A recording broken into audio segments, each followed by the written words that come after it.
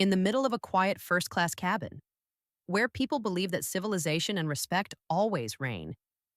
A sudden kick landed on a black baby who was only a few months old. No one thought it could happen, until it actually happened, right in front of dozens of people. In that moment, more than just a young family was hurt.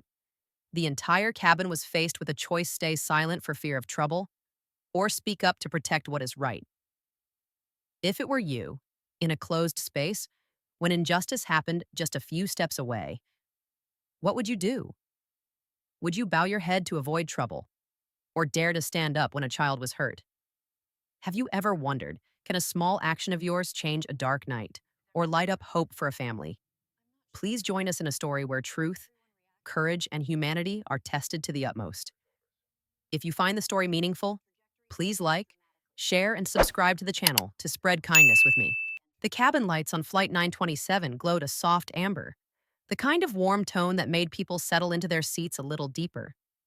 It was early evening at Logan International Airport, and outside the windows, the sky carried that bluish-purple hush that always came just before nightfall. Travelers murmured quietly. Overhead bins clicked shut. A faint smell of fresh coffee drifted in from the galley. And in seat 3A, Ethan Cole exhaled slowly, trying to release the tension in his shoulders. This trip wasn't supposed to be complicated. He wasn't flying for business, not for another pitch, not for another board presentation. For once in months, he was just a father carrying his 14-month-old daughter in his arms. That alone felt like a small victory. His daughter, Luna, rested against his chest. Tiny fingers curled into the fabric of his shirt. Ethan stroked the back of her head gently. "You're okay, sweetheart. We'll be in Houston before you know it." His voice was low, warm, and steady, the kind of voice Luna always relaxed into. On the window side, Ava Cole, his wife, adjusted Luna's small blanket. Ava had a gentle grace about her soft eyes, soft gestures, always moving with purpose but never rush. Ethan admired that. He admired many things about her. But tonight, he admired her patience most. Luna had been fussy all day, and yet, Ava held herself with the quiet endurance of someone who knew how to be calm even when the world wasn't. "Do you want me to take her for a bit?" Ava asked, noticing the fatigue starting to show in Ethan's posture. "No," he whispered. "I'm good. She'll settle." He wanted this moment being the one holding his daughter, being the one she leaned into. He missed too many moments like it while running Cole Dynamics, the sustainable tech company he had built from scratch. People always saw him as the CEO, the strategist, the calm negotiator. Rarely did anyone think of him simply as a dad. Across the aisle sat Richard Crane, dressed head to toe in expensive casual wear and an air of self-importance that floated around him like a second cologne. Ethan had noticed the man immediately, not because Ethan cared about status, but because Richard had made himself impossible to ignore. From the moment passengers boarded, he had been talking loudly on the phone, complaining about delays, venting about incompetent workers who didn't know how to handle first-class customers. Ethan heard it. Ava heard it. Most of the cabin heard it. But they chose peace. It was a flight. People complained. You learned to tune it out. But some people were harder to tune out than others. As the last few passengers settled, Richard tossed his designer jacket onto the empty seat next to him and muttered with irritation when it brushed his arm. He shot a brief look toward the Cole family, eyes flicking from Ethan to Ava to the baby. The look lingered. Just a second too long. Just enough to suggest something Ethan knew all too well. A measuring, a judgment, a quiet assumption about who belonged in first class and who didn't. Ethan had seen those looks since he was a boy. He had learned to absorb them without flinching. But tonight, for some reason, it stung more sharply. Maybe because Luna was here. Maybe because he was tired. Maybe because he wanted this day to be simple. He shifted slightly to adjust Luna's bottle. Just a small, natural movement. But as he did, the bottle slipped from his hand and gently rolled across the narrow aisle until it bumped against Richard's polished shoe. Before Ethan could speak, Richard turned sharply. "Are you serious?" he snapped. His voice carried that dry irritation of someone who believed any inconvenience, no matter how small, was beneath him. "I'll grab it," Ethan said calmly, keeping his tone steady as he leaned down. He reached toward the aisle. He almost had it. Just one more inch. Then it happened. A sudden, sharp movement, a blur, a loud, shocking sound, more like a thud than a kick, but unmistakably violent. And in a single instant, the world around them shifted. Richard Crane's leg shot forward with force, far more force than anyone would ever use near a child. His shoe collided directly with Luna's tiny ribs. There was a small gasp. Then a silence so full it felt like the air stopped moving. And then Luna cried. Not the usual fussing, not the half-asleep whimper, but a cry of pain, sharp, raw, instinctive. Ethan froze, not because he didn't know what to do, but because for a fraction of a second, his entire body rejected the reality of what he just saw. He blinked. He waited for his brain to catch up. He waited for the moment to make sense. But there was no misunderstanding, no accidental bump, no misstep. He saw Richard look down, saw the flicker of annoyance, and saw the deliberate push of the man's leg. A kick. Straight at his baby girl. Ava clutched Luna against her chest, trembling. "Oh my God." Ethan. His throat tightened. Heat surged up his spine. But then came the familiar second wave, the part of him conditioned by years in boardrooms, interviews, negotiations. The part of him that knew he had to stay controlled, composed, measured, even when the world struck him hardest. Especially then. He swallowed hard. "I need you to breathe. Ava, hold her tight."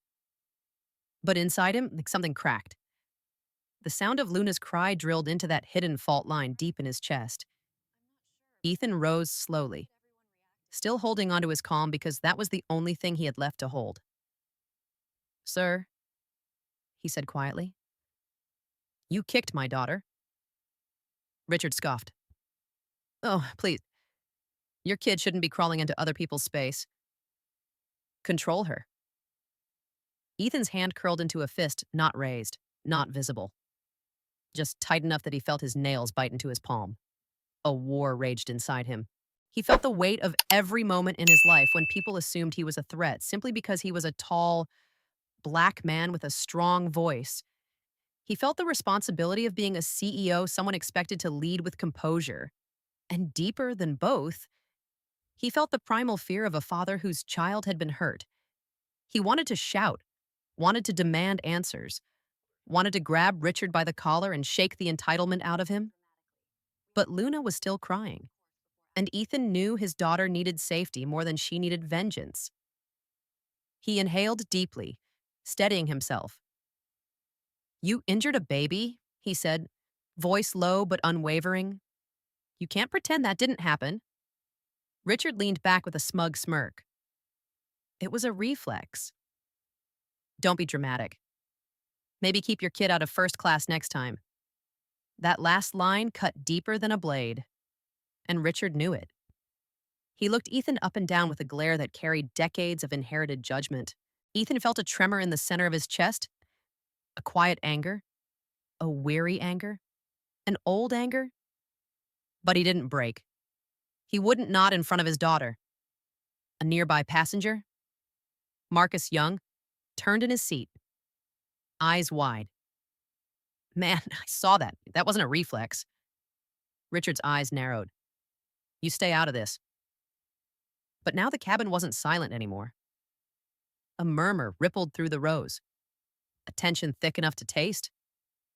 Something had changed, something irreversible. Ethan sensed it too. He didn't know what was coming next, but he knew one thing for certain. This flight wasn't leaving the ground anytime soon. And his life The life of everyone on Flight 927 was about to split into a before and an after. Luna's cries tapered into soft whimpers, the kind that broke through the chest with a slow ache instead of sharp panic. Ava held her close, trying to soothe her, pressing her lips to Luna's temple in small, trembling kisses. Ethan stayed standing, one hand braced on the top of his seat to steady himself. His pulse thudded in a measured rhythm he struggled to maintain. Nearby passengers watched with growing discomfort. No one moved at first. A cabin full of people held in the strange stillness that appears when something unacceptable has happened, yet everyone is waiting for someone else to speak first. Richard leaned back with a bored expression. He draped his arm along the armrest, acting as if the moment had already passed. "If you people know how to behave, these things don't happen," he muttered. "It's really that simple." A thin silence dripped into the aisles like a slow leak. Marcus Young shifted in his seat again. "Sir, I said I saw it," Marcus repeated, voice steady now. "You kicked a child? You don't get to spin that." Richard let out a scoff. Louder this time. "Do you want to exaggerate some more?" "My foot twitched, that is all, when the baby was too close. I barely touched her." He was. Ethan closed his eyes for a moment. He did not trust himself to speak while looking at the man who had hurt his daughter without apology. His jaw locked. His throat tightened. That old weight pressed against his ribs again. The familiar heaviness of navigating spaces where he was expected to remain calm even when others were wrong. The flight attendant approached from the front cabin. Her name tag read Tess Alvarez. She wore a professional smile that faltered as she took in the scene. "Sir, ma'am, is everything all right?" she asked gently. Ava could not answer. She was still rocking Luna in slow circles, tears gathering at the corner of her eyes. Ethan lifted a hand slightly. An unspoken request for a moment? Tess nodded and shifted her attention to Ethan. "What happened?" she asked quietly. Ethan took a slow breath. "Richard Crane kicked my daughter. He did it intentionally." Tess blinked. Her posture stiffened. "Is the baby harmed?" "We need to have her checked," Ethan replied, steady but strained. She was hit with force. Richard cut in with a sharp laugh. "This is ridiculous. That child bumped into my leg several times before that. I moved my foot. These people are just looking for drama." Ethan turned to Tess with a fraction more intensity in his voice. "There are witnesses." Tess glanced toward Marcus. He nodded. "I saw the kick clearly." He said, "He wasn't defending himself. He lashed out." A few other passengers murmured in agreement. Not loud, but enough to confirm Marcus was not alone. Tess's expression hardened. "Mr. Crane, I need you to stay seated," she said, her tone gaining authority. "I'm going to speak with the captain and get guidance." Richard rolled his eyes. "You do that. Maybe next time screen your passengers better. First class should be for people who know how to behave." The words slid through the air with an old, poisonous familiarity. People who know how to behave. People who belong here. Ethan had heard variations of that phrase since childhood. He felt its sting every time. He looked back at Ava. Her eyes met his. A silent plea threaded between them. "Please keep it together. Please do not let this become worse." Ethan knelt beside her. He placed a hand on Luna's back. Her breathing was uneven, her small chest rising and falling in tiny tremors. Seeing it up close made his stomach twist. "Ava," he whispered. "Let me see." Ava shifted Luna slightly. Ethan gently lifted the edge of her onesie. A faint red blotch was forming beneath her ribcage. His breath cut short. He did not speak. He did not curse. He did not shake. He simply inhaled slowly until his lungs ached. Tess saw the bruise, her eyes widening in disbelief. "I'll notify the captain immediately," Tess said. Voice lowered. "This is a serious incident." She turned and moved toward the cockpit, her steps brisk. The cabin hummed with restless tension. People whispered. Some craned their necks to see better. Others kept their heads down, hoping to avoid involvement. Richard stretched his legs again with careless ease. This is getting blown out of proportion because they need someone to blame. He muttered loudly. Ethan rose slowly. He met Richard's eyes. You look me in the face, Ethan said, his tone still soft yet impossibly firm. And you tell me you didn't know that was my child. Richard smirked. I don't have time to tiptoe around anyone's offspring. Maybe consider keeping her in her seat instead of letting her sprawl. Simple solutions exist. Ethan felt the old pressure building again, that war inside him between rage and restraint. He swallowed hard. His hand slid along the headrest to steady the tremor beginning in his fingers. A voice broke through then. An older woman seated behind Richard leaned forward. Her voice carried a quiet conviction. I saw it too, she said. You lifted your leg and pushed it forward with your heel? That wasn't an accident. Others nodded. Soft murmurs turned into clear statements. He kicked her. I saw his expression. He did it on purpose. Richard's eyes darted around, a flicker of something uneasy crossing his face. The tide was shifting. The cabin no longer felt like his territory. Ethan lowered his gaze, centering himself. He focused on Luna, her small breaths, the warmth of her tiny body, the trust she placed in him without words. A soft announcement interrupted the tension. Ladies and gentlemen, this is Captain Raynor speaking. We are pausing all departure procedures. I've been informed of an incident that requires my immediate review. Remain seated as we address this matter. The cabin became still. Passengers exchanged glances. A few looked at Ethan with empathy. A few looked irritated at the delay. A few looked away entirely, wanting no part in the unfolding conflict. Ethan felt a strange mix of calm and dread. The captain was coming. Whatever happened next would set the course for the rest of the night. As he stood there in the quiet, Ethan felt a heavy truth settle inside him. He had spent years navigating rooms where he had to be twice as calm to be thought half as reasonable. He had calculated every expression, every tone, every word, always careful, always composed. Yet here he stood, a father holding the pain of his child, a man placed in a situation he never sought, forced to confront a wound he had carried for years. He felt Luna shift slightly. Her hand curled around the edge of Ava's collar. The small gesture grounded him. A few steps sounded from the cockpit area. The curtain rustled. Captain Raynor emerged with Tess at her side. Ethan straightened. Ava tightened her hold on Luna. The cabin held its breath. The captain's gaze swept the first-class cabin slowly, assessing, absorbing, already aware that something serious had taken root here. What she decided next would change everything. The moment hung in the air, suspended and fragile, like the hush before a storm breaks. The captain stepped closer. Who is the parent, she asked quietly. Ethan stepped forward. I am. She nodded once, a sign that she had already heard more than enough to take this seriously. And somewhere behind her eyes, a decision had already begun to form. A decision that would bring this flight to a complete stop. A decision Richard Crane never expected. A decision that would expose every truth buried in this cabin.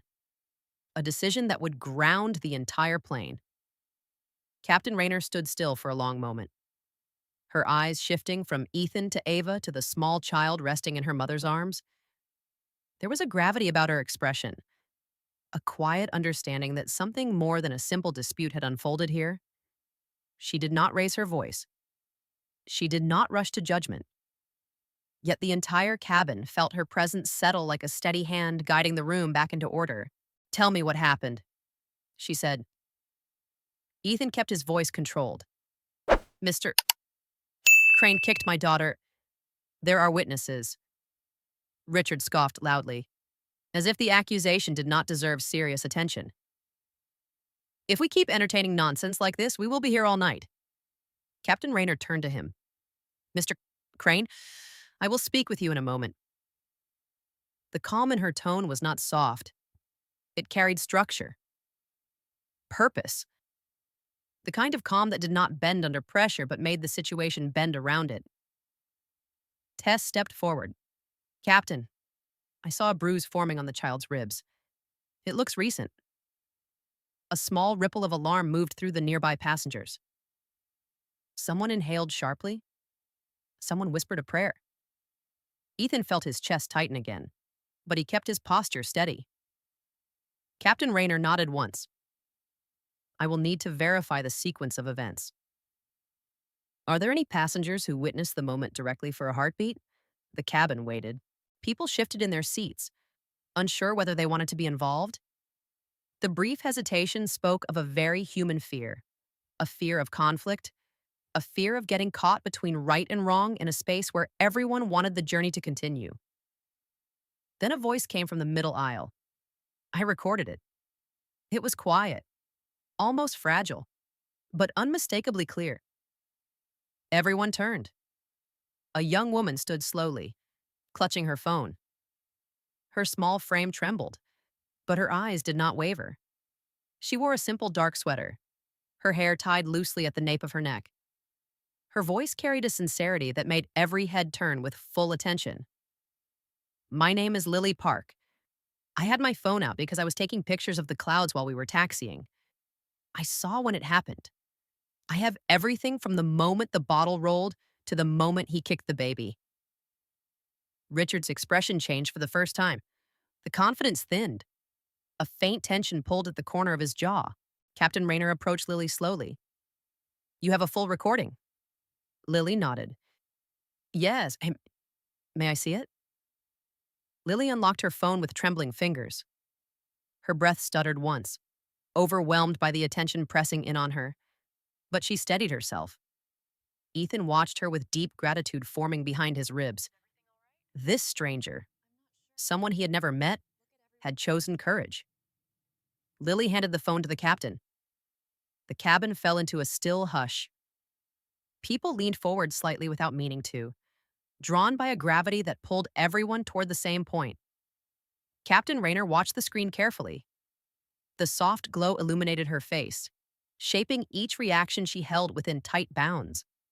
Her jaw set, her eyes sharpened, her breath slowed. The truth unfolded in that small screen frame by frame. Richard shifted in his seat. This is absurd. She probably edited it. Captain Raynor lowered the phone.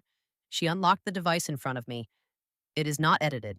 Richard opened his mouth to protest, but the captain's eyes pinned him in place. Not harshly, but with the weight of authority and weary experience. It was the look of someone who had seen many excuses before and recognized when a new one was forming. I need you to remain quiet, she said. Richard shut his mouth. His fingers curled around the armrests, knuckles paling. Captain Raynor turned to Ethan next. There was no pity in her expression, only clarity. Mr. Cole, I understand your daughter was struck. May I take a quick look to confirm the injury? Ethan nodded. Ava held Luna gently as the captain lowered herself to eye level. She examined the small bruise, her face tightening with concern. She needs a proper assessment. We will request medical personnel immediately. Ava's voice wavered. Is she going to be all right? The captain placed a hand over Ava's gently. We will make sure she is cared for. She stood slowly, looking over the first-class cabin. This aircraft will not depart until this situation is fully resolved. I'm grounding this flight for investigation. A trembling silence filled the air. Even those who had hoped for a quick departure could not muster open objection in the face of what they had seen. Richard broke the silence. You cannot ground an entire flight over something so minor. Captain Raynor turned toward him, calm but unshakable. I can, and I will. A child was harmed. We have video evidence. That makes this a safety and conduct violation under federal aviation regulations. Richard inhaled sharply, as though the words slapped him harder than any physical blow. Lily took a step closer to Ethan, speaking softly. I'm sorry it happened. When I saw the kick, I was shocked. I started recording earlier because I could sense tension. People usually ignore moments like this, but I could not. Ethan felt a swell of emotion tighten his throat. Gratitude, relief, exhaustion, and a quiet ache he could not name. Thank you, he said. Truly.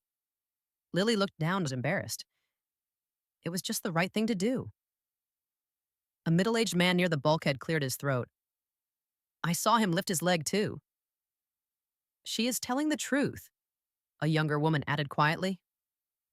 I had my headphones on, but I saw his expression. He meant it. Testimonies trickled in, one after another. No shouting, no theatrics, just gentle confirmations of what had happened. It was as if the simple act of one person stepping forward gave permission for others to do the same. For the first time, Richard's confidence slipped entirely. His gaze darted around, searching for someone who might stand with him. No one spoke. Captain Raynor nodded at Tess. Please escort Mr. Crane to a holding seat near the galley until security arrives. Richard rose abruptly, almost knocking his own bag over. This is ludicrous. You will regret this. Tess met his glare with an even tone. Please follow me, please. He followed her reluctantly, muttering under his breath, though the words held far less force now. As he was led away, the cabin exhaled in a soft collective breath. Ava shifted Luna against her chest. The child's breathing had steadied, though she remained quiet and clingy. Ethan touched Luna's small hand, letting her wrap her fingers around his. He lowered himself into the seat beside them. For the first time since the incident, he allowed himself a small moment to breathe. Only a moment, because the shock still held his body in its grip. He looked at Lily again. You did something important tonight. Thank you for standing up. Lily shook her head gently. It could have been anyone. I just happened to be the one with the camera out. But Ethan knew better. It was not the camera that mattered. It was the conviction. Captain Raynor spoke again. Medical personnel will be boarding soon. I need everyone to stay seated. Once security arrives, we will proceed with formal statements. No one objected. The truth had started to take shape across the cabin, weaving itself through the witnesses, the video, the bruise on a baby's ribs. A story that could not be reshaped by entitlement or intimidation. In that quiet moment after the captain returned to the cockpit, Ethan leaned back just a little, closing his eyes. The adrenaline was fading, replaced by a reflective sorrow, not just for what happened, but for what it revealed. The way danger could arrive in the smallest moments, the way a simple gesture of hatred could ripple outward, striking not only a child, but something deeper within a parent. He opened his eyes again when Luna shifted.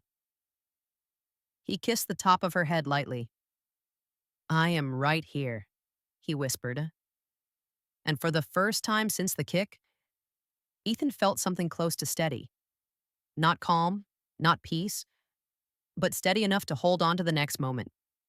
Security would come, more truths would surface, and the path ahead would not be simple. Yet the ground beneath him felt firmer now, because someone had dared to speak. The first-class cabin on Flight 927 felt strangely suspended, as if time itself waited in the aisles. Captain Raynor had returned to the cockpit to coordinate medical personnel and airport security, leaving behind a silence that carried its own weight. Tess Alvarez remained near the galley area, watching Richard Crane with guarded eyes. Richard sat rigidly, his posture stiff, breathing shallow, his arrogance folding slowly into a nervous agitation. Every so often he shifted, glancing toward the passengers who had witnessed the confrontation. No one looked back at him with sympathy. Ethan Cole stayed beside Ava, his hand resting softly on Luna's back. The trembling in his fingers had subsided, though the strain around his eyes lingered. He was a man who held himself together because he had to, because falling apart was never something the world had afforded him. His breaths were steady, but the stern rhythm of someone working hard to stay composed. Ava leaned her head against his shoulder. She is getting calmer, she whispered. Feel her breathing. He placed his palm over Luna's ribs and nodded. I feel it. A brief warmth passed between them, a tender reminder that even in the middle of chaos, they were still a family anchored in something gentle.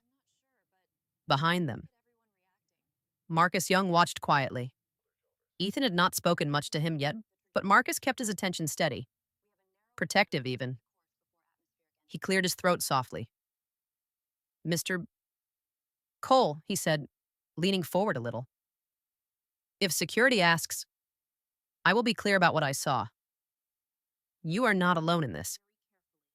Ethan turned slowly, gratitude settling into his expression. Thank you. Your support means more than you know. Marcus nodded.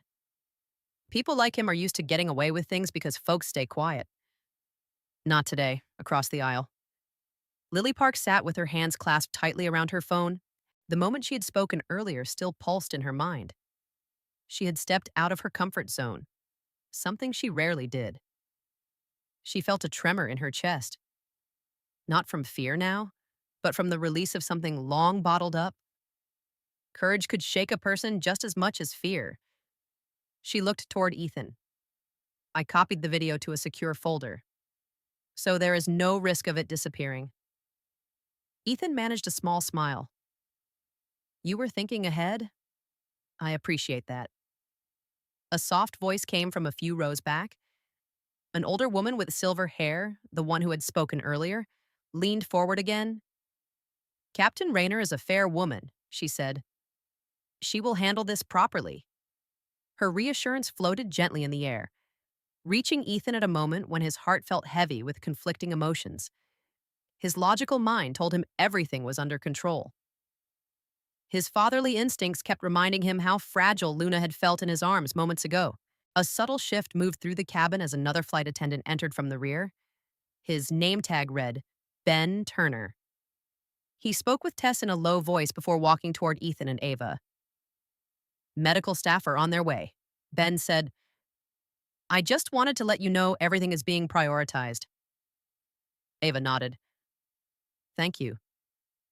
Ben's eyes softened when he saw the bruise. We will do everything we can. He stepped back. The cabin was quiet once more, but not the cold kind of silence. It was the silence just before understanding unfolds. A shared uncertainty. A collective waiting. Richard suddenly spoke, voice sharp and restless. All of you are blowing this so far out of proportion. You cannot possibly believe that a grown man would intentionally attack a baby. Use your common sense. His words traveled through the cabin like an unwelcome draft. Lily flinched. Ava's grip on Luna tightened. Marcus tilted his head, staring at Richard with open disbelief. Ethan looked at Richard slowly, not with anger this time, but with something deeper. A tired clarity. A recognition of a pattern he had lived through for years. People like Richard rarely admitted fault. They redirected, minimized, pretended their actions were logical responses to someone else's perceived mistake. Ethan spoke softly. Whether or not you believe what you did, the bruise on my daughter's body is real. Her pain is real. Richard scoffed again. Bruises happen. Babies are fragile. You cannot put that on me. That is exactly why you should have been careful, Ethan said. Richard turned away, folding his arms tightly. It was not confidence. It was retreat. Anger without direction. A faint chime sounded from the cabin speakers. Tess stepped forward to listen to her intercom. She nodded a few times, then addressed the passengers. Medical personnel are approaching the door. Security is behind them. Please remain seated. A hush settled again. Ethan felt his heart tighten at the word medical. Luna shifted slightly, her tiny hand brushing his wrist. He looked down, watching the way her fingers moved gently. Even small gestures pulsed with meaning now. A memory surfaced in his mind without warning. A moment from his teenage years when he had been pushed on a school staircase. No one spoke up then. No one defended him. He had walked away, bruised, quiet, promising himself he would rise above everything. His success came from that vow, from that silent determination, but he also knew silence had a cost. Tonight was different.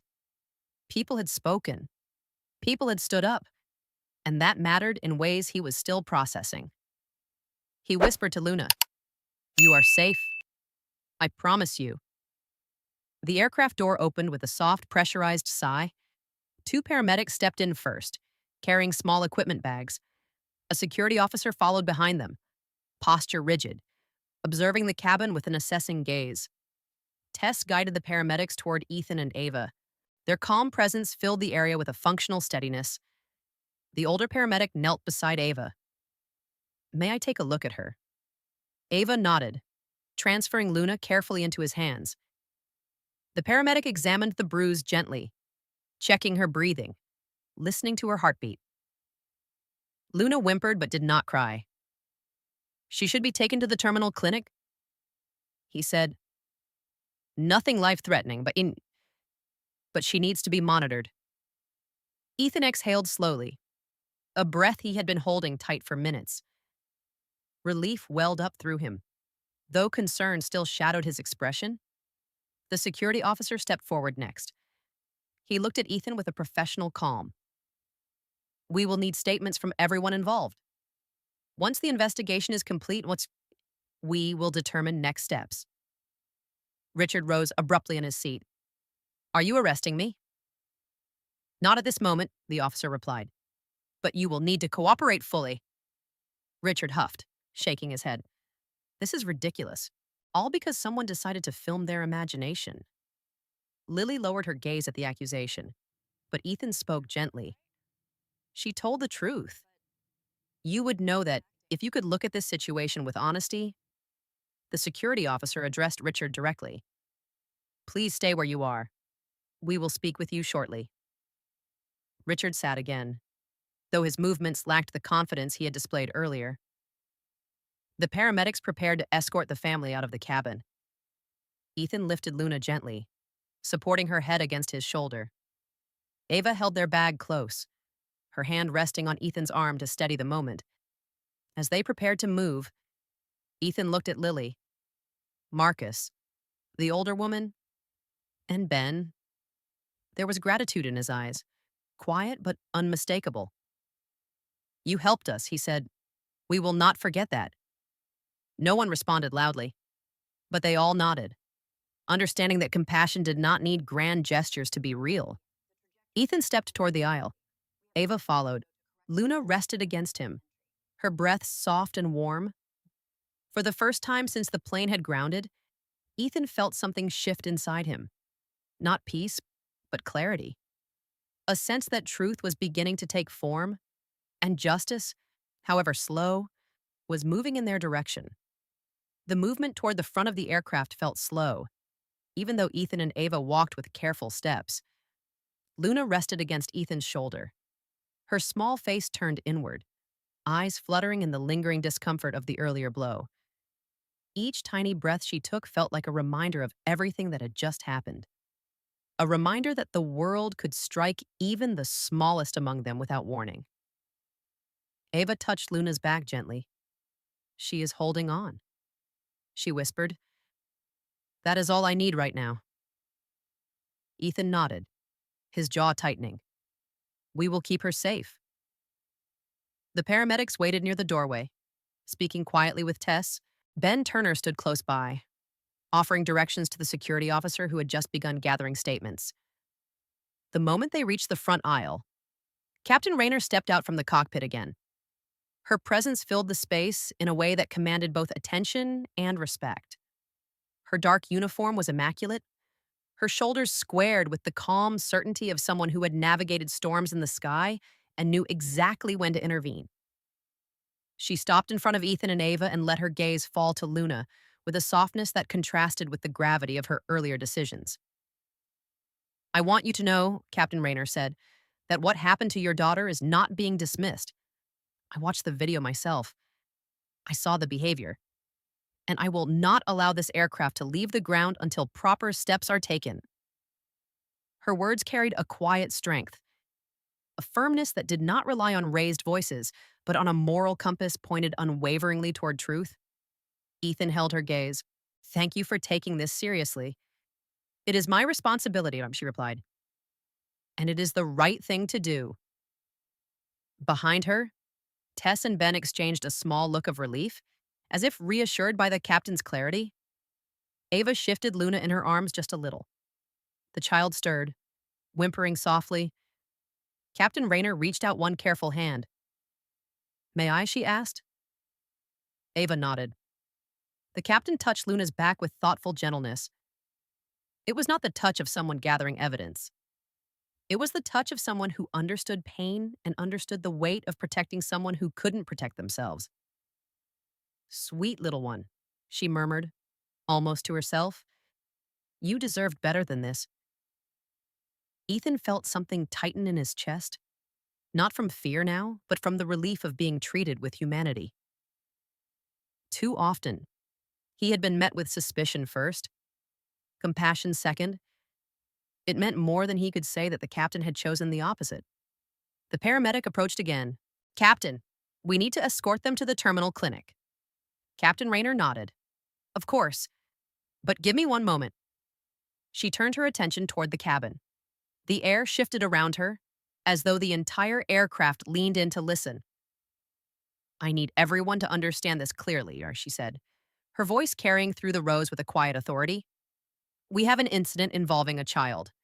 There is recorded evidence confirming deliberate physical contact inflicted by a passenger. Until the situation is fully handled by airport security, no one will be disembarking except those directly involved." A few passengers murmured, but no one openly objected. Then Captain Raynor added something that caused the entire cabin to still. "This flight is officially canceled." Richard Crane's voice shot out from the mid-cabin. "You cannot be serious." Captain Raynor faced him fully. Her expression was calm, steady, and unshakable. "Mr. Crane, your actions have created a safety and conduct violation. I am not risking the well-being of the crew or passengers by continuing this trip. Your behavior and the resulting investigation make it impossible to proceed." Richard surged to his feet with disbelief painted across his face. "I did nothing wrong. This is a gross overreaction. You are punishing me because these people decided to dramatize." Captain Raynor stepped toward him, her voice never rising. "I watched the video. I saw your expression. I saw the force you used. And I saw the aftermath. If you continue to create disturbances, you will be detained immediately. Sit down." The firmness in her tone left no room for negotiation. Richard sat slowly, not because he wanted to, but because the authority in her stance offered no other path. Passengers exchanged glances, some tense, some relieved, some quietly grateful for the boundary drawn around them all. Ethan watched the exchange with a complex swell of emotion. He was grateful, but also deeply reflective. It struck him that people like Richard were often given the benefit of the doubt, no matter the harm they caused. Yet here was a captain who refused to look the other way.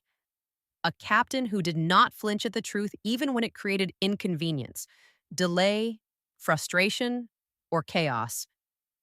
She looked back at Ethan. "You should go with the paramedics now. Once security clears the cabin, they will take full statements." Ethan nodded. "We will cooperate." Ava squeezed his arm gently. "We are okay," she said quietly, her voice steady despite her exhaustion. "Let us get Luna checked." He looked at her for a moment, marveling at her strength. Even now, she held herself with a quiet steadiness that reminded him why he trusted her with every part of his life. Captain Raynor stepped aside. "I will follow you shortly after ensuring the cabin is secure." The paramedics guided Ethan and Ava toward the open aircraft door. Crew members parted to make space. Passengers watched as the small family moved toward the jet bridge. Some looked stricken. Some offered soft nods of encouragement. Others turned away, unsure how to face the weight of what they had witnessed. When Ethan stepped onto the jet bridge, the cooler air brushed his face, grounding him. Luna nestled closer into his shoulder, her breathing slow and uneven. Ethan whispered into her hair, "You are safe. I am right here behind them." The cabin door remained open, and inside, the murmur of passengers continued. Security officers moved through the aisle. The captain prepared to address further questions, but for Ethan, the world narrowed to the sound of his daughter's breathing, the quiet support of his wife beside him, and the lingering ache inside his chest. He had always been calm in crisis, always steady, always composed. Yet this moment felt different. It held a raw tenderness, a vulnerability he rarely allowed himself to feel. They walked a little farther down the jet bridge. The paramedic turned to him. "She will be all right. I promise we will do everything we can." Ethan exhaled slowly. For the first time since the incident, relief touched the edges of his voice. "Thank you." As the distance grew between them and the cabin, his thoughts drifted back to Captain Raynor. Her unwavering stance had changed the course of the evening. She had drawn a line that many would have avoided. She had chosen truth over convenience, and her decision had set in motion something far larger than any of them knew yet. Because the truth was no longer confined to the walls of Flight 927. It was moving now. It was growing, and it would soon reach far beyond this single moment. The terminal clinic smelled faintly of disinfectant and soft lavender soap. The lights were warm, not harsh, and the room felt small enough to feel personal. A nurse guided Ethan and Ava inside while Luna rested quietly in her father's arms, her face tucked beneath his chin. The child's uneven breaths still carved an ache into Ethan's chest, but each minute brought a small measure of relief as her body relaxed in his hold. A doctor entered moments later, gentle in her movements and voice. She examined Luna with care, checking her breathing, her ribs, her pulse. Ethan watched every motion, every subtle change in expression. When the doctor finally lifted her head, she offered them a calm reassurance. "She has mild bruising," the doctor said. "Nothing serious. She will be fine, though she may be sore for a little while. I recommend observation for the next hour, just to ensure she remains stable." Ava exhaled in quiet gratitude. Ethan closed his eyes for a moment, his shoulders easing. A weight he had been carrying since the moment of the kick loosened, though not enough to release the tension completely. "I will stay with her," Ava whispered. "You can sit down for a moment." Ethan shook his head gently. "No, I'm staying right here." The doctor gave them privacy. The nurse offered water. Time stretched in careful silence. Ava hummed softly to Luna, a tune she often used at home during difficult nights. The sound filled the clinic room with a comforting presence. But Ethan's mind moved somewhere darker. Even though Luna would recover, the bruise on her ribs told another story. A story he had lived in other forms for years. Assumptions, judgments. The way people like Richard saw him first as a threat before they saw him as a man, a father, a husband, a leader. A small pained thought entered his mind. What if Luna grows up facing the same thing? He tightened his hold on his daughter, as though shielding her from a future that had suddenly become visible. A quiet knock came at the open doorway. Marcus Young stepped inside. Ethan blinked, surprised. "Marcus, they let you through security checks." Marcus offered a modest shrug. "I told them I wanted to check on your family, and they figured having a witness here might be useful later." His entrance brought warmth into the room. Ethan nodded toward him in gratitude. "Luna will be all right," Ethan said. "We just need to keep her here a bit longer." "I am glad," Marcus replied. "No parent should go through what you went through." Ethan studied him for a moment. "You have stood up for us twice now. Most people would have stayed out of it." Marcus sat on the edge of a nearby chair. "I stayed out of things before. Not my proudest moments. Felt easier then. Tonight, I could not do it." His voice held an honesty that resonated with Ethan. Two different men with different histories, yet both familiar with the cost of silence. Before Ethan could respond, the curtain to the clinic doorway moved again. Captain Raynor stepped inside. She carried herself with steady purpose, though her face revealed traces of the responsibility she had been holding since the incident. The weight of grounding a flight, dealing with an aggressive passenger, and coordinating an unexpected investigation was etched in the calm lines around her eyes. Mr. and Mrs. Eat Cole, she said. I'm glad to hear your daughter will be all right. Ava smiled faintly. Thank you. She is calmer now. Captain Raynor stepped closer, her gaze softening when she saw Luna sleeping lightly. I have been speaking with airport security, she said, and I need to share something important. Ethan straightened. A quiet alertness took hold. When Mr. Crane was escorted off the aircraft, she continued, he began making certain claims. He insisted he acted only because he felt provoked. He said he was being targeted. He said the video did not show the entire context. Marcus leaned forward. But that is not true.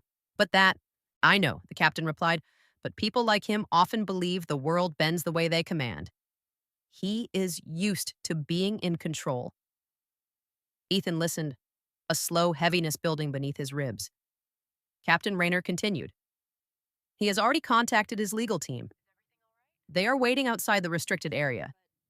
I suspect he will attempt to shift blame very aggressively. Ava's eyes darkened. He hurt a child. How can he talk about being the victim? Captain Raynor's voice was level. Because some people believe consequences are optional. Ethan's hands tightened slightly at his sides. A familiar sadness touched his voice. People like him often think accountability is a choice. The captain nodded. Yeah, which is why this must be handled meticulously. She turned to Ethan. Security will need your statement soon. They also need to review the video footage Lily shared. Ethan nodded. I will cooperate. Good, the captain said gently. But there is something else. Her tone shifted, more measured, more serious. Before I left the plane, Mr.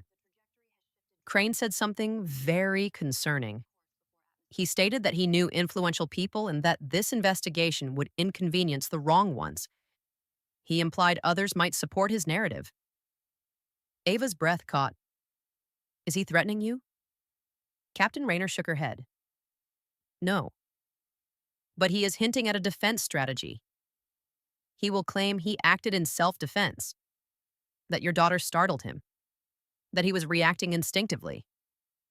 Ethan's eyes closed. He swallowed a rising frustration. That is a lie, he said quietly. Yeah, she replied, but he will say it, and his legal team will repeat it. A long pause filled the room. For a moment, Ethan wondered if this was where things would turn against him. He had been in negotiations where truth meant little compared to power, where narratives shifted depending on who had the louder voice or deeper pockets. A shadow of an old fear flickered through him. What if they believe him? Captain Raynor watched Ethan and seemed to read the unspoken worry. I will not allow the truth to be distorted, she said. And the footage makes the sequence unmistakable. But I want you to be prepared for his resistance. Ethan lifted his gaze. I have spent much of my life being prepared for resistance. Her expression softened with understanding. I know. She paused for a moment. Mr. Cole, she added, her tone gentle yet firm. He targeted your family because he believed you were powerless, but you were not alone tonight. People stood with you. And that matters. That truth settled into the room with quiet strength. Ava reached for Ethan's hand. We will face whatever comes. Ethan turned toward her. Her calm confidence steadied him in ways nothing else could. Then he looked back at Captain Raynor. What happens next? The captain straightened slightly. Security wants to speak with the three of you, and after that, They will speak with the witnesses. And then, Mr. Crane. Marcus crossed his arms lightly. I hope they put him in his place. Captain Raynor gave a subtle nod. The investigation will determine that. Ethan brushed his fingers gently over Luna's back. I just want justice for her. Captain Raynor looked at the small, sleeping child. Justice has begun. As she stepped back toward the doorway, her voice carried a final note of reassurance. You will not face this alone. Ethan held those words close. He needed them because he knew the path ahead would not be simple. Richard Crane was not finished, and neither was the truth. The clinic room settled into a delicate quiet after Captain Raynor stepped out. The soft beeping of a nearby monitor blended with Luna's sleepy breaths. Ethan remained seated beside Ava, one hand resting protectively on his daughter's back. For the first time since boarding Flight 927, he allowed his shoulders to drop a little, not in surrender, but in the weary recognition that his body had been locked in tension for far too long. Ava stroked Luna's hair. She is calmer now.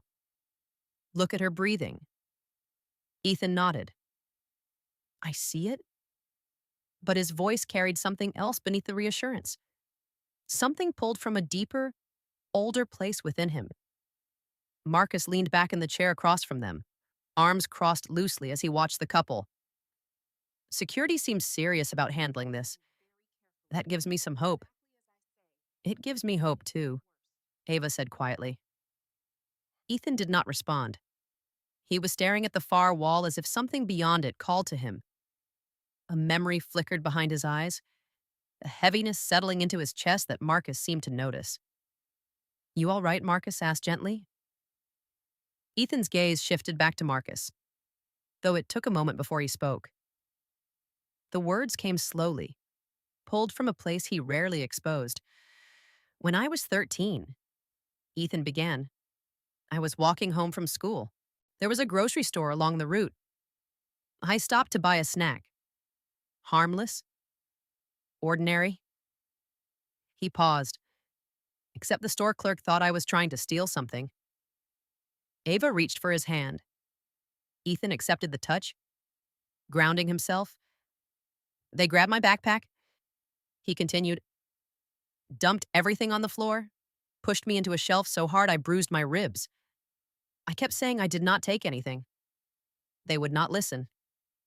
A manager came out and said, I matched the description of someone suspicious. Marcus's jaw tightened. Did they apologize? Ethan's eyes lowered to Luna's small fingers curled against his shirt. No. They said next time I should walk in with an adult so no one could misunderstand my intentions. That is unbelievable, Marcus murmured. A bitter sadness moved across Ethan's face. It was very believable. Ava squeezed his hand more firmly. You never told me that. I did not want to carry it into our home, Ethan replied softly. I wanted to leave those memories behind, but sometimes they come back. Moments like tonight bring them back. He looked at Luna again, tenderness and fear mingling in his expression. I never wanted my daughter to inherit that pain. He said, not even a small shadow of it. Ava leaned her head against his shoulder. She will inherit our strength too. And our love. That matters. Ethan closed his eyes briefly, letting the comfort settle. Marcus's voice carried a gentle weight. You handled everything with more composure than most people could. That takes something real. Ethan lifted his head slightly. Composure is survival. It is not always strength. The room fell quiet as they absorbed the truth of his words.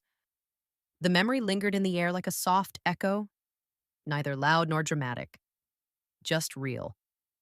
A reminder that the kick from Richard was not only a physical act, but a collision with Ethan's past, with every unspoken wound he had carried forward through the years. The curtain at the doorway shifted again. Ben Turner, the flight attendant, stepped inside with an apologetic glance. Sorry to interrupt, Ben said, security is ready for initial statements. They wanted me to escort you so you do not have to deal with Mr. Crane directly. Ava looked at Ethan. Ethan nodded. We are ready. The paramedics remained near the corner, watching over Luna as she slept. The doctor assured them she would stay in the clinic room until they returned.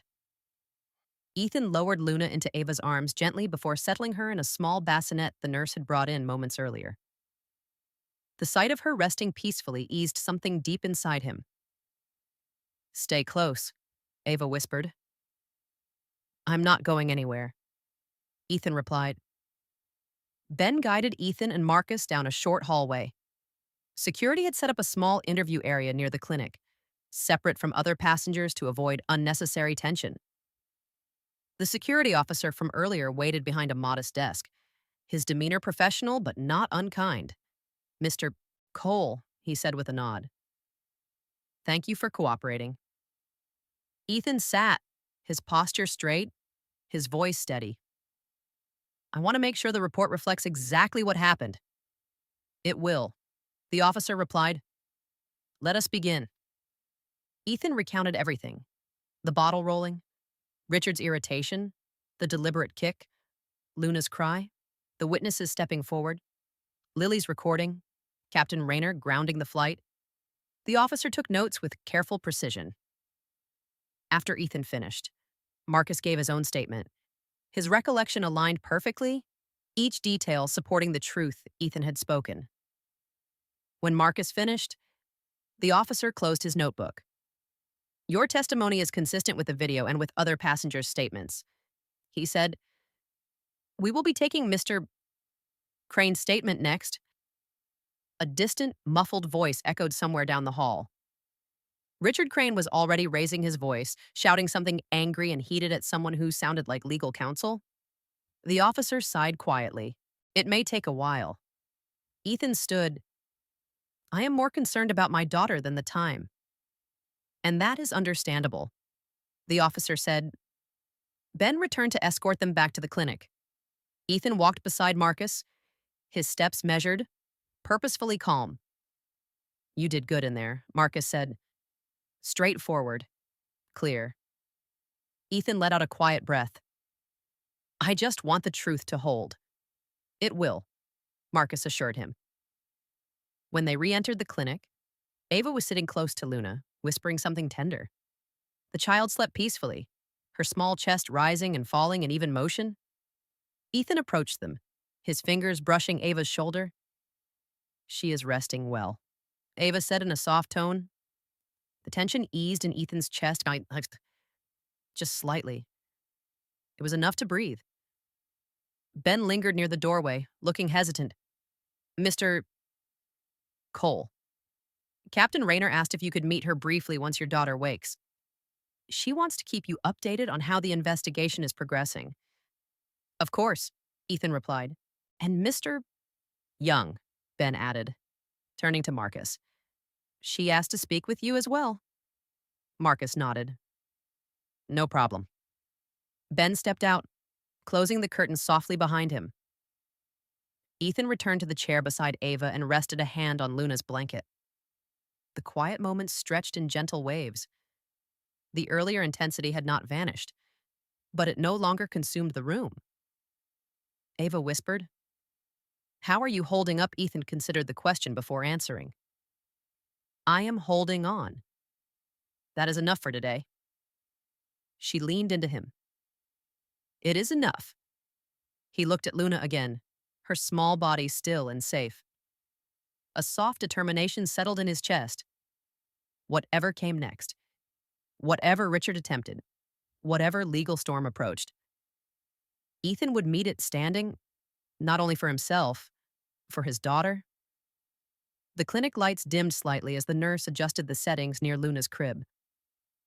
Ethan and Ava stayed close, their chairs pulled beside the small bed. Luna slept with her hand curled gently against her cheek, her breathing even. The sight eased something inside Ethan, though the deeper tension still hummed beneath the surface. A rustle came from the doorway. It was Tess Alvarez, the flight attendant. She stepped in with an expression caught between concern and uncertainty. Mr. Cole, she said quietly. Captain Raynor wanted me to let you know that security has taken Mysteries Crane to a separate area for questioning. There were complications.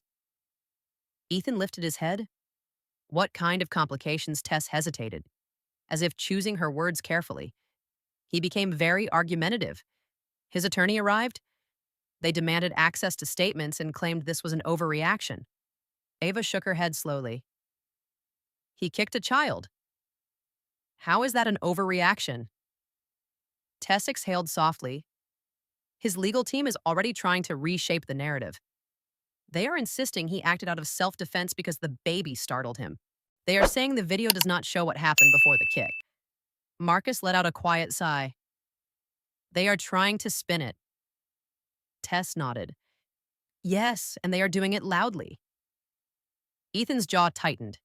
He felt a familiar ache rise inside him, the kind that came whenever truth collided with the shield of entitlement. A memory flickered from earlier in the day, the weight of an old bruise from his youth resurfacing again. People like Richard were skilled at twisting stories until the truth bent around them. Thank you for telling us, Ethan said. There is more, Tess added gently. The attorney said they will file a complaint against the airline for wrongful treatment of their client. Ava closed her eyes. This is unbelievable, Tess continued, her voice carrying a quiet tremor. They also implied they would accuse you of provoking the situation for attention. That maybe you encouraged your child to get close so you could claim harm. A cold stillness filled the room. Ethan did not speak. He did not flinch. He simply breathed once, deeply, as though steadying a storm beneath the surface. Marcus muttered under his breath. This is exactly why people do not come forward. They fear situations being flipped on them. Tess looked distressed. Mr. Cole, I want you to know that none of the crew believes any of that. We saw the bruise. We saw your reaction. And the captain is not letting anyone manipulate the truth. Ethan nodded slowly. I appreciate that. Tess lingered a moment longer. Captain Raynor will come speak with you as soon as she can. She is still clarifying evidence with security. She stepped out softly, closing the curtain behind her. Ava leaned forward, pressing her palms against her forehead. Ethan, this is going to get bigger than we expected. He reached for her hand. We will face it together. Her eyes glimmered with worry. What if they try to damage your reputation? You have worked so hard to build your company. So hard. What if this affects everything? Ethan squeezed her hand gently. If protecting our daughter threatens my reputation, then it was not worth having to begin with. Her eyes softened. Marcus spoke in a low voice. His attorney may be loud, but video does not lie. Ethan wished he could believe that without hesitation. He wished the world always valued evidence over influence. But he had lived long enough to know that the truth was not always the strongest force in a room where power was present. Before he could respond, the curtain moved again. Captain Raynor stepped inside. Her expression held exhaustion around the edges, but her gaze was focused, intentional. There was something resolute about her presence that steadied the air around them. Mr. Huck, Cole, she began, there is something I need to show you. She held a tablet in her hand. Ethan stood slowly. What is it? Captain Raynor set the device on the small counter beside Luna's crib. On the screen was a video posted to a social media platform. The title flashed in bold text. Accusations against business leader exaggerated. New footage suggests misunderstanding. A knot formed in Ethan's stomach. She pressed play. The video began with a blurry clip, seemingly from a passenger seated several rows back. The footage was shaky, angled poorly, and recorded several moments after the bottle had rolled across the aisle. In the clip, all that could be seen was Ethan leaning forward slightly, reaching towards something on the floor. There was no context. No shot of the kick. No shot of Richard's face. No shot of Luna's cry. The person recording whispered dramatically, "It looked like the kid crawled into the aisle. I think the guy just moved his leg." Then the video cut abruptly. That is the footage Mr. Crane's attorney released. Captain Raynor said, "It is intentionally incomplete." Ethan felt something inside him sink, not in despair, but in a weary recognition of how easily truth could be manipulated. Ava looked horrified. "People will believe that the captain nodded gravely. Some will. That is why we must be thorough. The unedited video from Lily Park will counter this, but we need to ensure it is preserved correctly and submitted formally." Marcus leaned forward. "Do they know about Lily's video?" "Not yet," the captain said. "Security is withholding it until statements are complete. But Mr. Crane's legal team is already circling. They are trying to fill the narrative gap before the truth reaches the public." Ethan swallowed hard. A quiet storm built inside him. Not rage, not fear. Something deeper. A determination forged over years of enduring unfairness with dignity. Something he had learned long before he ever became a CEO. He turned to Captain Raynor. "What do you need from me?" "Your patience," she said softly. "And your clarity. Your voice matters. The witnesses matter. The truth matters. But this will take time." Ethan nodded. "I can do that." Captain Raynor glanced toward Luna. "When your daughter is cleared by the doctor, we will escort you to a secure briefing room. Airport authorities want to ensure your family is protected during the next steps." Ava looked startled. Protected Captain Raynor exhaled. Mr. Crane's attorney hinted at hiring private investigators to track down passenger testimonies. They plan to challenge credibility. I do not want your family caught in that chaos. Ava's hand gripped Ethan's arm. "This is spiraling." "It is." The captain agreed, "But you are not facing it alone." She stepped back. "I will return when security is ready for the next phase." When she left, a deep quiet filled the room. Ethan sat down slowly, his hands clasped loosely in front of him. He felt the weight of the situation settle onto his shoulders, not crushing him, but demanding his strength. Ava leaned close and rested her head on his shoulder. "We will get through this."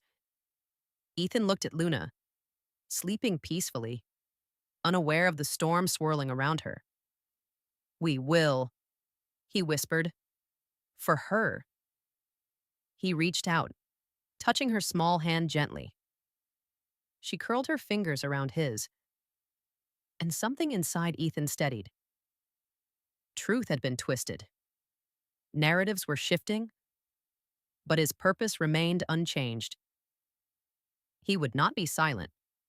He would not be shaken. He would not let lies overshadow what happened.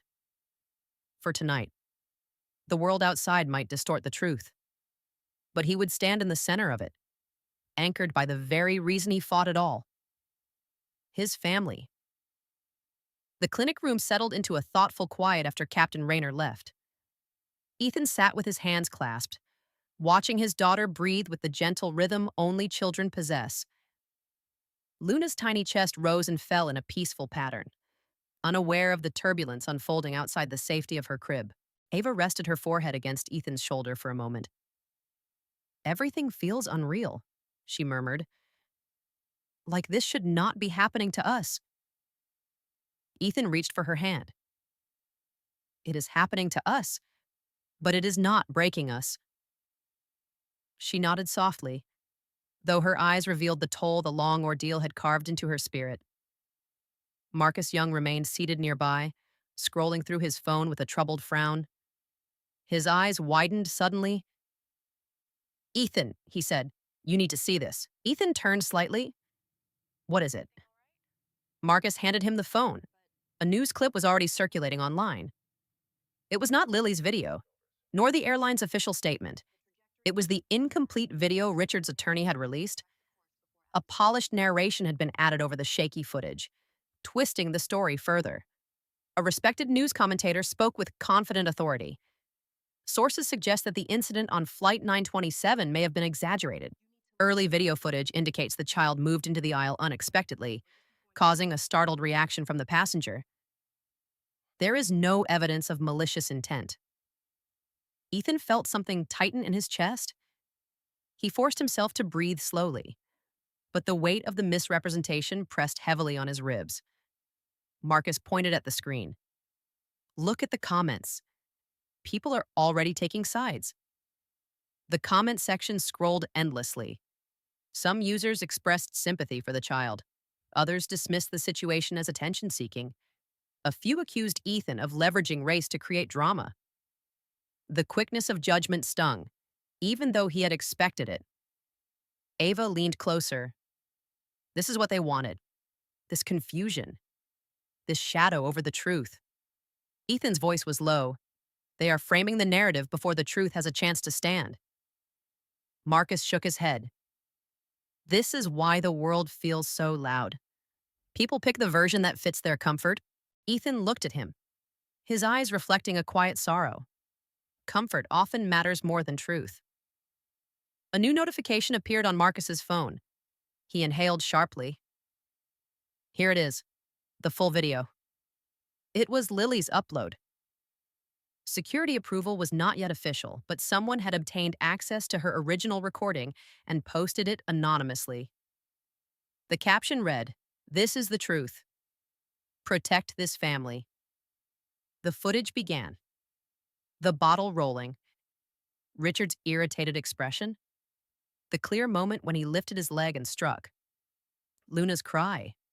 Ethan's stunned reaction. The shock in the cabin. The voices of the witnesses confirming what they saw.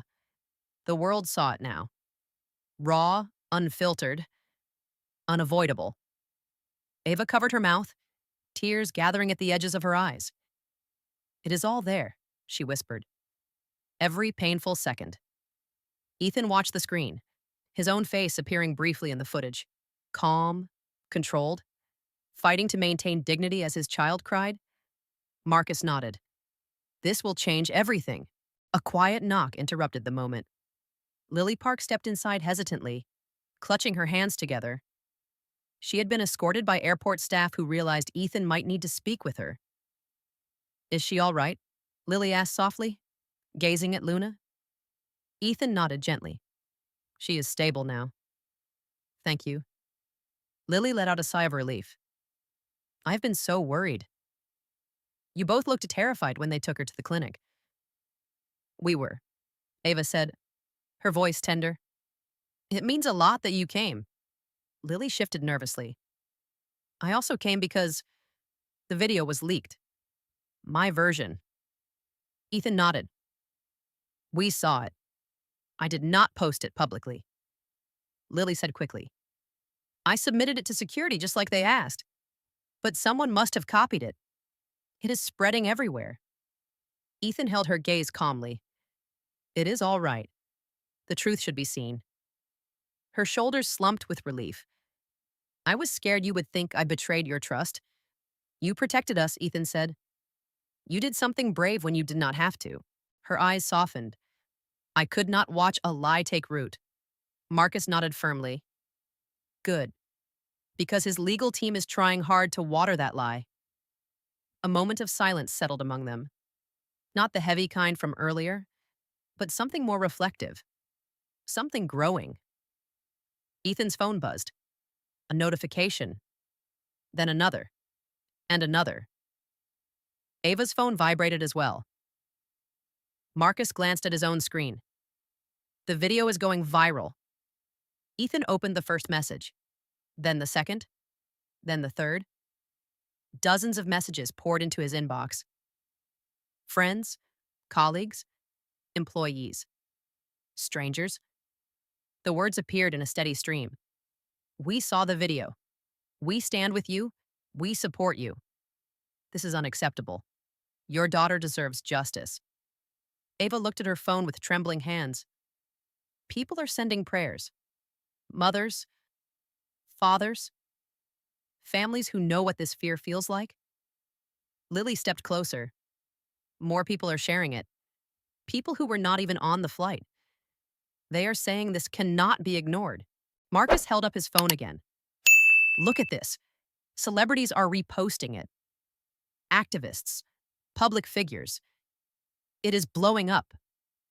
A low breath escaped Ethan's throat. This was never about attention. I did not want any of this. Marcus nodded with a sympathetic gaze. No one thinks you wanted this. People can tell the difference. Ethan ran a hand across his forehead, overwhelmed not by the attention but by the weight of responsibility that suddenly stretched across the room. He stood slowly, looking at Luna. I want justice, he said softly. Not spectacle. Justice. Ava rose beside him, taking his hand. And justice will come. Lily watched them, emotion shimmering in her eyes. You two are strong, stronger than you realize. Ben Turner entered the room quietly. His voice was low. Captain Raynor asked me to bring an update. Ethan nodded. We are listening. Ben stepped forward. Security has reviewed both videos. They have also taken statements from several passengers. From the looks of things, the truth is overpowering the false story. What about Mr. Crane? Ava asked. Ben hesitated. His attorney is still trying to push the narrative that he reacted out of instinct. They are attempting to frame it as a misunderstanding. Ethan exhaled slowly. He is desperate. Very, Ben said. And one more thing. Because the videos are spreading online, airport officials are coordinating with federal authorities. They expect this to escalate beyond a basic assault investigation. Marcus let out a low whistle. This is turning into something national. Ben nodded. Possibly. Ethan's eyes drifted once more toward his daughter. Her tiny body was safe now, but the path ahead grew clearer with every moment. This was no longer a private incident. It had become a public reckoning. Ava squeezed his arm gently. We will face it, step by step. Ethan nodded thoughtfully. He did not seek the spotlight. He did not crave attention. He did not want conflict, but truth had a way of expanding. And tonight, the truth had found its wings. He looked around at the faces in the room. A witness who spoke up, a passenger who defended him, a crew that supported him, a wife who held their family steady, and his daughter, his reason for every breath he took. The world was watching now. And the story, once contained inside the cabin of Flight 927, was spreading through the country with a force larger than any attorney's manipulation. Ethan inhaled slowly. This is only the beginning, he whispered. Captain Raynor returned to the clinic with a purposeful stride, her eyes steady yet shadowed by the weight of everything unfolding across the airport. She paused at the curtain, collecting herself before stepping inside. Ethan rose instinctively. Ava kept one hand on Luna's blanket as she sat beside the crib. Marcus lowered his phone and straightened. Lily moved slightly aside, allowing space for the captain to speak.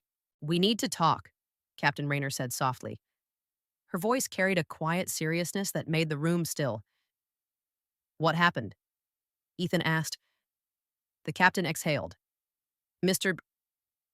Crane's legal team is escalating the situation. They are insisting he acted in self-defense and have begun pushing airport management to release him without charges. Ava frowned. But there is clear evidence. There is, the captain confirmed, but his attorney is claiming the video is misleading, that the angle distorts intent, and that the emotional reaction of the cabin may have influenced how the event was perceived. Marcus scoffed. What are they saying next? That the baby provoked him? Captain Raynor did not smile. She looked tired. They are claiming Mr. Crane feared losing balance in the aisle and extended his leg reflexively. They are arguing it was an unfortunate accident. Ethan's jaw tightened. He had heard rationalizations like this before, wrapped in polished language and presented as thoughtful explanations, when in reality they were simply excuses designed to shift blame. Ava closed her eyes, fighting a wave of frustration. This is exhausting. Captain Raynor nodded. I know, and I wish I could tell you it will end quickly. But it may not. Lily hesitated. But people online see the truth. Look at the reactions. There are thousands of comments supporting them. There are, the captain acknowledged. But public opinion changes quickly, and Mr. Ben Crane understands how to manipulate attention. His representatives are already contacting media outlets, offering exclusive interviews to shape the story. Marcus shook his head. He is trying to turn the country into his courtroom. A faint sadness touched the captain's face. Power is loud, and people with influence know exactly how to wield it. Ethan breathed slowly, grounding himself before speaking. What does security need from us now? Captain Raynor took a few steps forward. Your presence, your voice. They want to finish the formal interview. You will be escorted privately so you do not encounter Mr. Crane or his team. What about Luna? Ava asked. The doctor will stay with her, the captain said gently. She is safe here. Ava nodded reluctantly, brushing her fingers across Luna's forehead. Ethan kissed his daughter's temple before stepping away. Let us go, he said. The group moved with quiet footsteps, guided through a narrow hallway that led into a secure office. A uniformed security investigator waited inside, along with a senior official from the airport. Papers were spread across the table. A monitor displayed paused frames from Lily's video. The official stood. Mr. Cole, Mrs. Cole, thank you for coming. This will not take long. Ethan sat with Ava at his side. Marcus remained just behind them, observing. Lily stayed near the wall, nervous but resolute. The official pressed his fingers together. We have reviewed all evidence. The full recording is clear. Multiple witness statements corroborate your account. We have no doubt Mr. Crane used deliberate force. Ava let out a small breath of relief. But the official continued. However, Mr. Crane's attorney is claiming emotional distress, reputational harm, and physical instability due to turbulence in the cabin. Marcus raised an eyebrow. Turbulence. The plane was not even moving. The official nodded. We are aware, but their strategy is simple. They intend to flood the situation with alternate explanations, enough to create doubt. Ethan leaned forward. Doubt does not change the truth. No, the official said, but it shapes public reaction. And public reaction often affects decisions at higher levels. A quiet tension filled the room. The investigator spoke next, his voice calm and deliberate. We are recommending charges, but we expect resistance. Ava's hands tightened in her lap. We will stand by the truth. Ethan looked at the investigator. What happens next? We will escort you to a secure media room, the official explained. Given the visibility of the situation, we want you to be prepared. The press is gathering outside the terminal. They are asking for a statement. A shocked silence followed. Ava stared at him. A statement. This is not a press event. Our child was hurt. I understand. The official said gently. We are not asking you to speak publicly, but they will try to approach you regardless. The story is everywhere now. Lily glanced at Ethan. They want to hear your voice. People trust authenticity. Marcus folded his arms. But that is not his responsibility. Ethan took a slow breath. The idea of facing the cameras unsettled him. Not because he feared public speaking, but because he did not want this moment to become entertainment for strangers who would scroll past it after a few hours. He lifted his gaze. I do not want a spotlight. I want justice. And you will get justice, the official said. But you will also be seen, whether you choose it or not. The words lingered. Then the investigator added, we will protect your family during this process. A small knock at the door drew everyone's attention. Ben Turner peeked in, his expression serious. Captain Raynor needs you, he said. Something happened. Ethan stood immediately. What is it? Ben hesitated. Mr. Crane just made a public statement. A cold ripple moved through the room. The official's expression hardened. Show us. Ben held up a tablet. A live feed played. Richard Crane stood outside a polished black vehicle, surrounded by cameras. His attorney addressed the microphones with confident calm. Mr. Ruiz, Crane regrets the misunderstanding aboard Flight 927. He reacted instinctively when he felt a sudden impact on his leg. He is deeply sorry if his movement startled the child, but he denies any intentional harm. We urge the public not to rush to judgment based on clipped or edited footage circulating online. Richard nodded solemnly as his attorney spoke, wearing an expression of composed innocence. A reporter asked, "Did you kick the child deliberately?" Richard shook his head. Absolutely not. Any suggestion otherwise is false. Another asked, "Why do you think people believe you are guilty?" Richard looked into the camera with practiced sorrow. Because people love drama, and because sometimes individuals see an opportunity to get attention. My heart goes out to the family, and I hope we can resolve this peacefully. Ava covered her mouth. He is turning himself into the victim. Marcus clenched his fists. He is lying, and he knows it. Lily looked sick. He is planting seeds of doubt. Ethan watched in quiet silence, his expression unreadable. But his eyes showed something deeper. Not fear, not rage. Resolve. Pure, unshakable resolve. He spoke softly. He can say whatever he wants. A moment passed, but the truth will stand. Ava looked at him, her voice gentle but steady. We will stand with it. Marcus nodded. So will we. Lily lifted her chin. The world is watching. They will see what really happened. Ben lowered the tablet. Captain Raynor is waiting for you. Ethan stood tall. Not because he wanted attention, not because he sought conflict, but because he would not allow his daughter's pain to be rewritten. This was no longer just about a kick. It was about the truth. It was about dignity. It was about the story of a family who refused to be silenced. And Ethan was ready.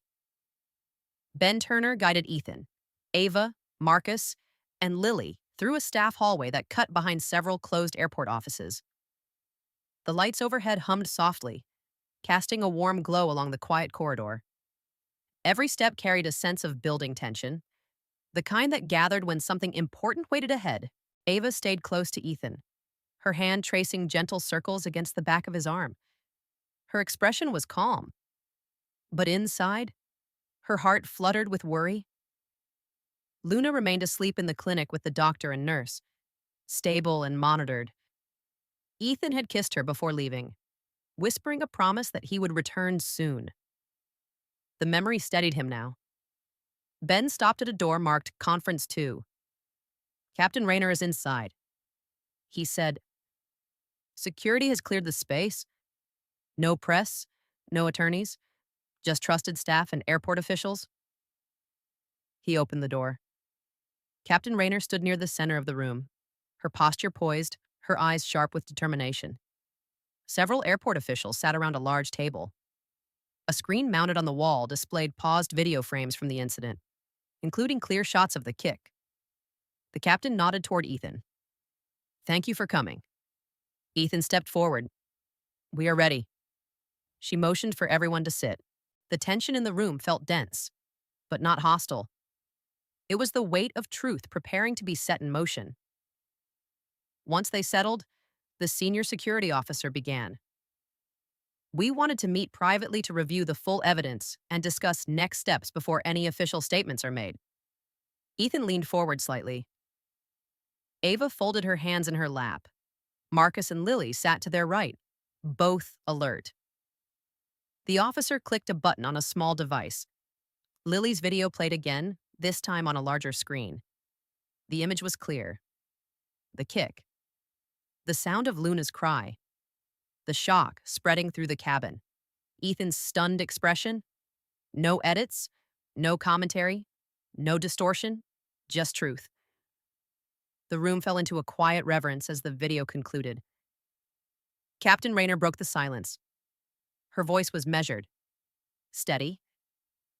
This is the truth we will defend, and we will not allow it to be replaced by convenience or influence. The airport official beside her nodded.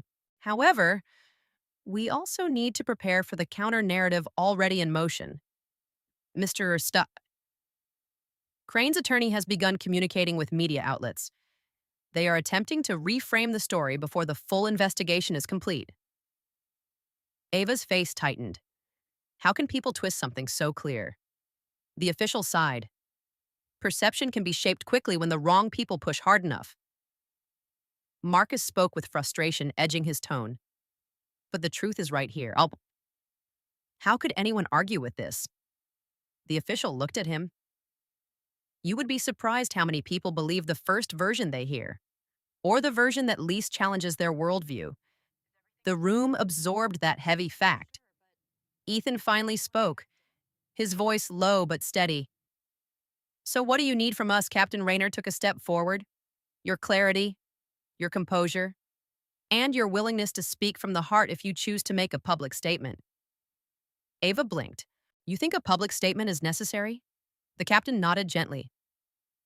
It is not required, but it may help.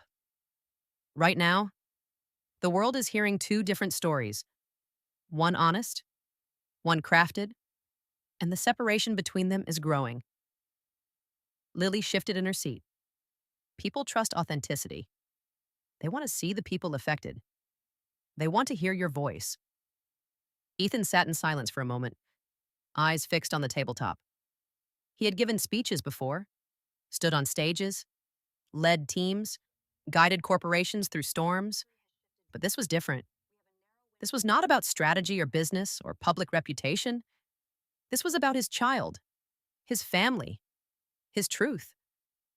He looked up. I will speak. If it is needed, I will speak. Ava nodded with quiet resolve. We will do it together. Captain Raynor offered a small, respectful nod. Before any statement is made, there is something else we need to address. She pressed another button. The screen changed to show various online posts. Some were supportive, some sympathetic. Others were cruel, filled with anger or prejudice. One comment read, maybe the kid bumped him first. No one knows the full story. Another, people exaggerate for attention. Happens all the time. And another, colder. Why is this even news? Babies cry, people get annoyed. Big deal. Ava felt her throat tighten. They talk as if she is not a child, as if we are lying. Captain Raynor's gaze softened. I'm sorry you have to see this, but it is important you know what is happening outside this room. Ethan looked again at the screen. He read several more comments. Each one pulled at an old memory, each judgment echoing 1,000 small cuts he had endured through the years. But then he saw something else. Supportive comments. From families. From parents. From people who recognized what was wrong. Another clip from the full video had begun circulating. Sharing compassion. Sharing outrage. Sharing truth. The captain switched off the screen. You are not alone in this, she said quietly. People are speaking up. Marcus leaned in. And we will continue to speak up too. Lily nodded firmly. I will stand by my recording. Whatever happens. Ethan looked at her gratefully. You did something courageous. You saw something wrong and you acted. That matters. Lily's eyes softened. I could not stay silent. The door opened slightly, and Ben Turner stepped in again. His face carried a mixture of surprise and urgency. Captain, he said, there is something you need to see. She raised an eyebrow. What is it? Ben handed her a tablet. He just spoke again. But this time, things are different. The captain tapped the screen. A new video played. Richard Crane was surrounded by microphones. His expression was calm, his demeanor carefully measured. But this time, his voice carried an edge, a rehearsed sorrow. In the clip, He said, I believe this situation has been blown far out of proportion. And frankly, I worry about the motives behind it. I do not want to say too much, but I hope the public considers whether all parties involved are telling the truth for the right reasons. A reporter asked him, Are you implying the family is using this for financial gain? Richard hesitated, then gave a faint, strategic nod. I am saying people sometimes see opportunity where others see inconvenience. A chill spread across the room. Ava whispered, stunned. He is accusing us of wanting money. Marcus slammed his hand against the table. He is unbelievable. Lily's voice trembled. He is attacking your character because he cannot hide from the video. Captain Raynor looked furious, though her voice stayed even. This is a tactic. He knows he is cornered. He is trying to fracture public trust. Ethan watched the tablet quietly. No anger in his face. No panic. Just calm. A deep, unwavering calm. He spoke slowly, each word careful. He can say whatever he wants. He looked at Ava, then at Marcus, then Lily, then the captain. The truth will not break. Captain Raynor nodded. It will not. Ethan straightened in his chair. When we speak, he said softly, we speak with dignity, with clarity, with truth. We do not attack. We do not insult, Ava added. We stand for our daughter, Lily whispered, and the world will see who is lying. The senior officer closed his folder. We will prepare everything. You will not be alone. Silence settled into the room. Not heavy this time, but strong. Unified. A moment later, Captain Raynor spoke. Let us begin. The conference room quieted as security officers stepped out to prepare the next phase of the investigation. Captain Raynor remained inside, her presence grounding the space with steady authority. Ethan could feel the weight of what awaited him, though he held himself with the calm of someone who had learned long ago that composure was its own shield. Ava reached across the table for his hand. Whatever happens, we speak the truth. Nothing more. He nodded gently. Nothing more. Lily Park sat near the far corner, her posture stiff with worry, fingers intertwined so tightly her knuckles blanched. Marcus stood beside her, leaning against the wall, arms crossed but not in defiance. It was the stance of someone prepared to defend the truth again if needed. Captain Raynor studied all of them before speaking. Security will escort you to a controlled media room when ready. Before that, I want you to understand what may happen. She paused, choosing her words with care. Some reporters will be kind, some will be neutral, some will not be kind at all. They may pressure you. They may twist your words out of context. They may try to provoke you. Ava's brows drew together. We do not want a spectacle. We want justice. You will have it, the captain said softly. But this story has grown, and people want to hear from the family. Not because they doubt you, but because you are the heart of what happened. Ethan inhaled slowly. I do not want to become the center of a national argument. You did not choose this. Captain Raynor replied. But that does not mean you cannot guide it with dignity. A small knock sounded at the door. Ben Turner slipped inside once more, an apologetic look in his eyes. Captain, he said, security has received a request from a news outlet asking to speak with Mr.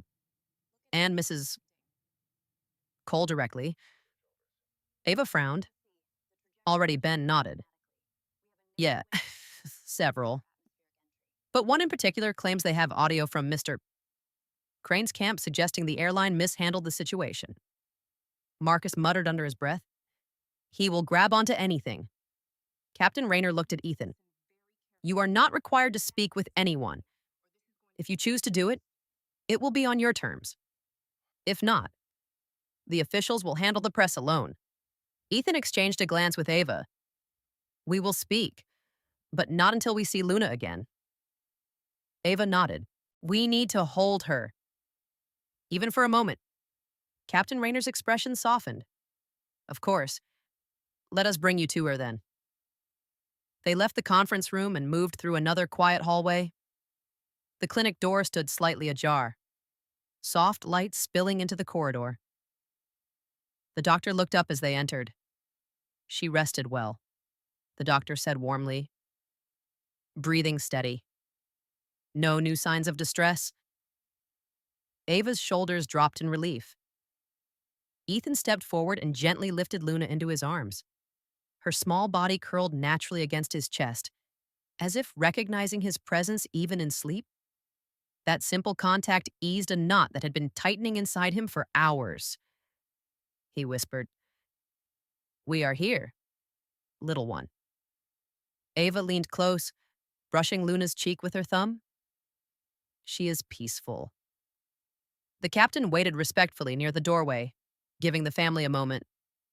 Ethan held his daughter with a reverence that quieted the lingering storm inside him. For a few breaths, he allowed himself to forget the cameras, the accusations, the loud voices outside the clinic walls. When he finally looked up, the calm in his gaze had settled into something firmer. "What do we do next?" Captain Raynor stepped in. "Security wants your statement recorded formally. After that, when there's a prepared room where you can address the media, you will not be ambushed. This is controlled." Lily approached slowly. "If you want me to speak too, I will. I was there. I can show the truth from my own perspective."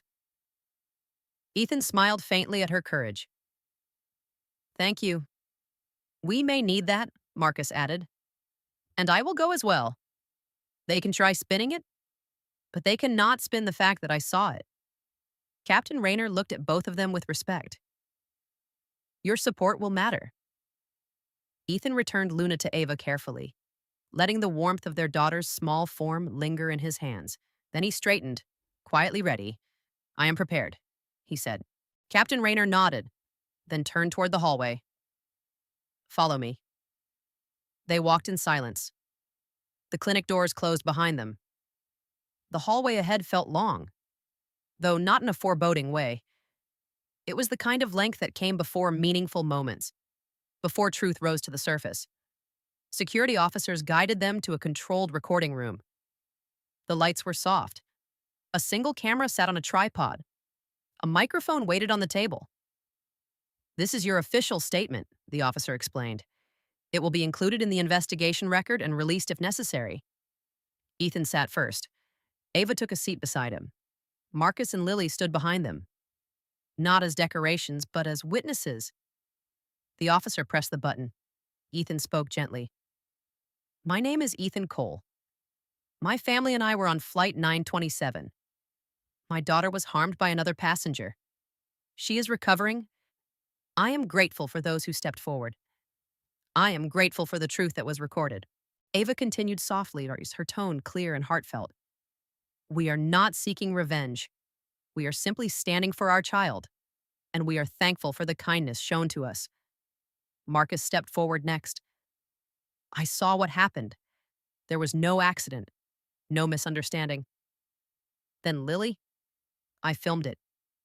Not because I wanted drama, but because I knew what I saw was wrong." Their words filled the room with an undeniable sincerity.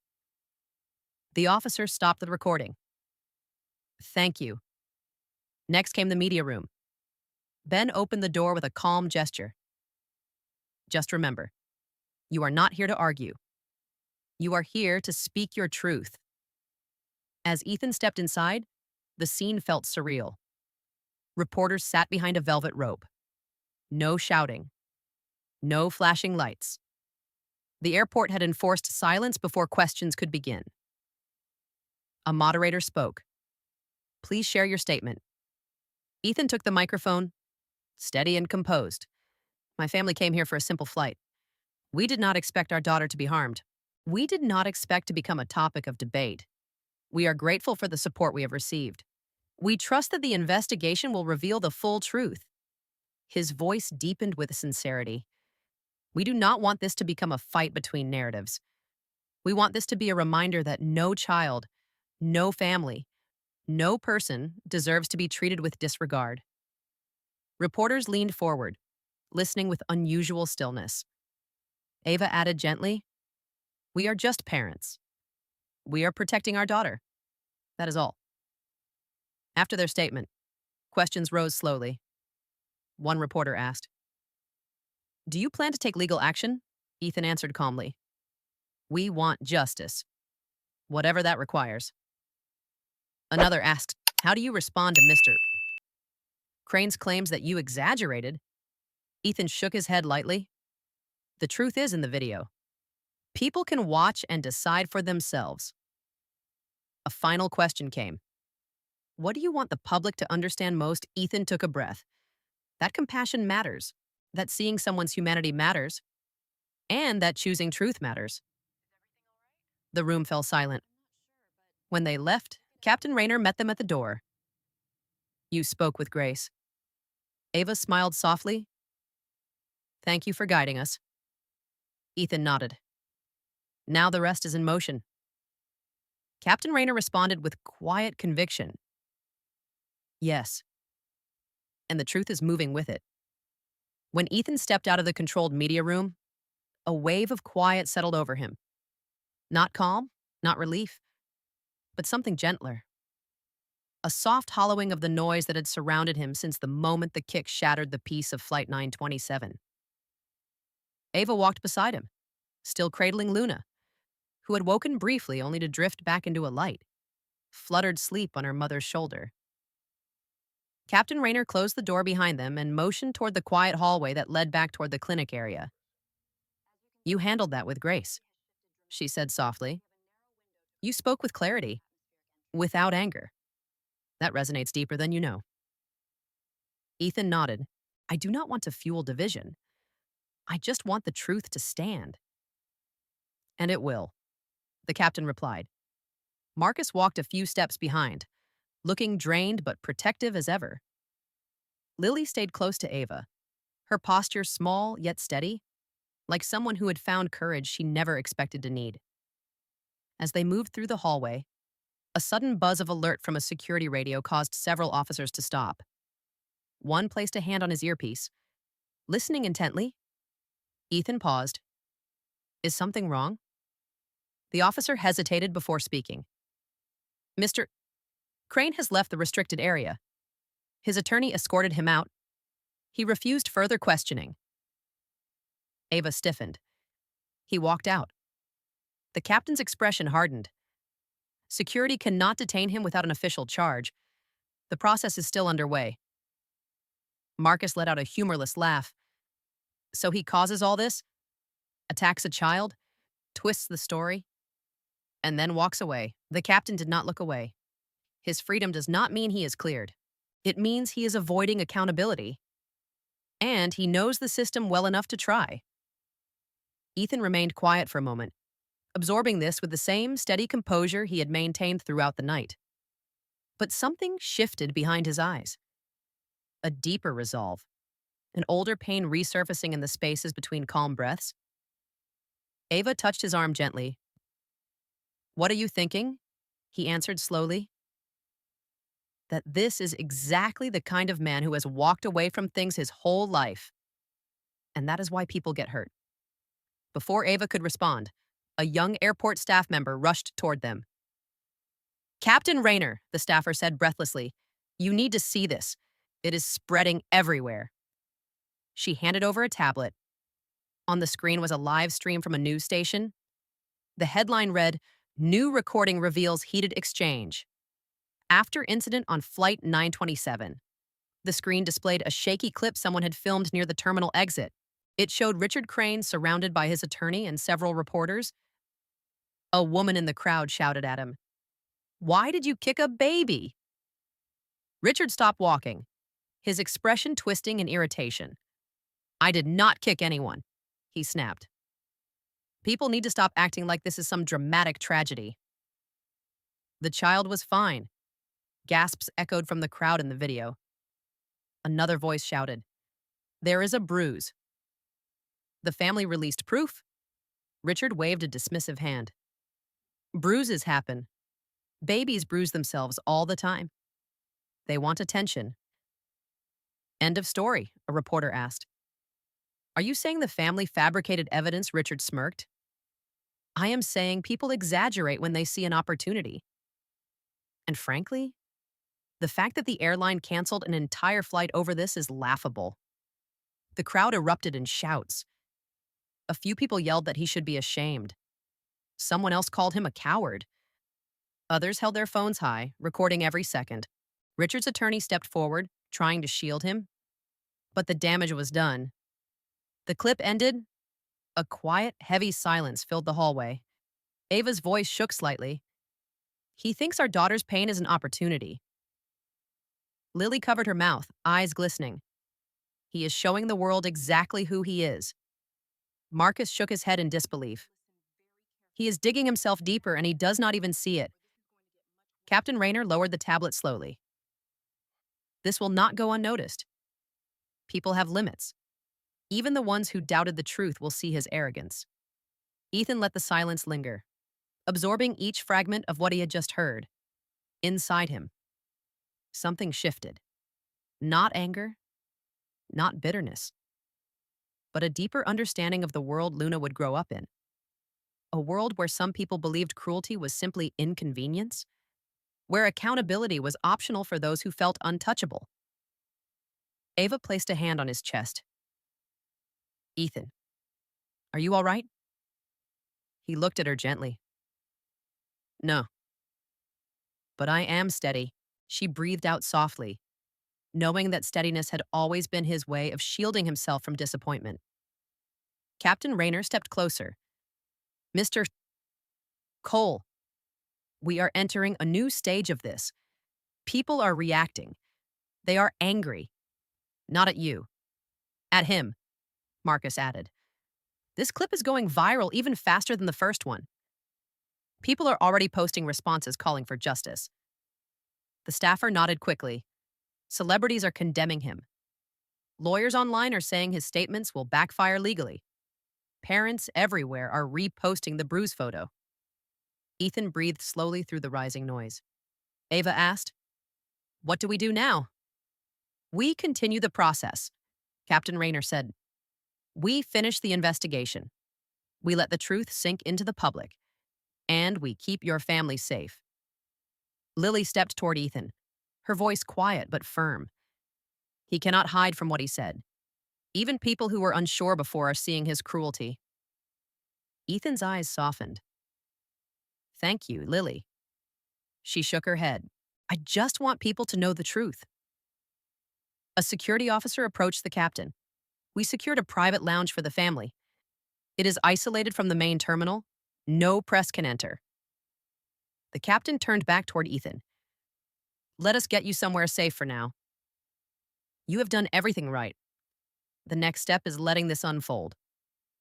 As they walked down the corridor, Ava held Luna close, pressing a kiss to her forehead.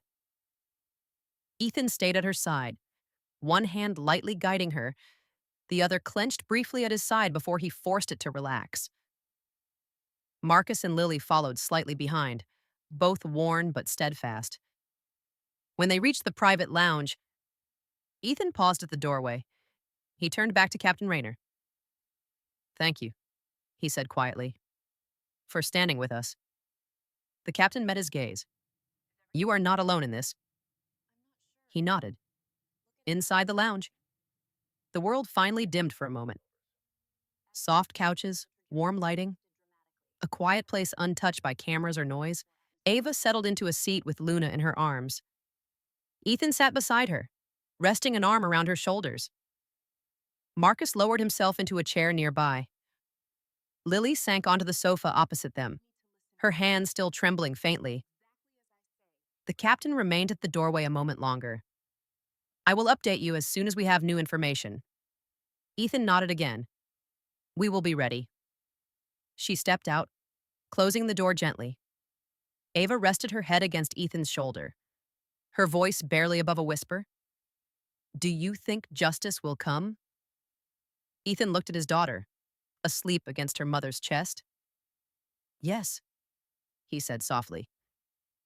"Because truth has begun to speak louder than silence." Marcus exhaled slowly, and louder than his lies. Lily nodded. The world saw who he really is. A quiet peace settled over the room. Not final, not complete, but steady. Outside, the story was spreading. Inside, the family held together, and the truth continued its slow, steady rise. The private lounge felt like a small shelter carved out of the chaos swirling through the terminal. Soft lights glowed beneath the ceiling, reflecting gently on the muted carpet. The tension that had traveled with Ethan for hours finally eased just enough for him to feel the beginnings of exhaustion settle into his bones. Ava rested on the couch with Luna sleeping in her arms, her soft breathing steady against her mother's chest. Marcus had slumped into an armchair, one hand covering his eyes. Lily sat across from them on a cushioned bench, her posture still tense, as if the bravery she had summoned earlier was now fading, leaving her trembling from the aftershock. Without warning, her voice broke the quiet. "I did not expect this," Lily whispered. "Any of it." Ava looked up gently. "None of us did." Lily's eyes shimmered with lingering worry. "I never meant for my video to spread like this. I only wanted to make sure the truth was seen by the right people.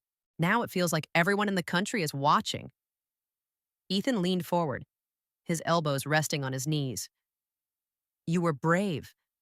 What you did protected my daughter. It protected all of us." Lily's gaze lowered. "I keep thinking, what if I had looked away? What if I had stayed quiet? The world might believe him."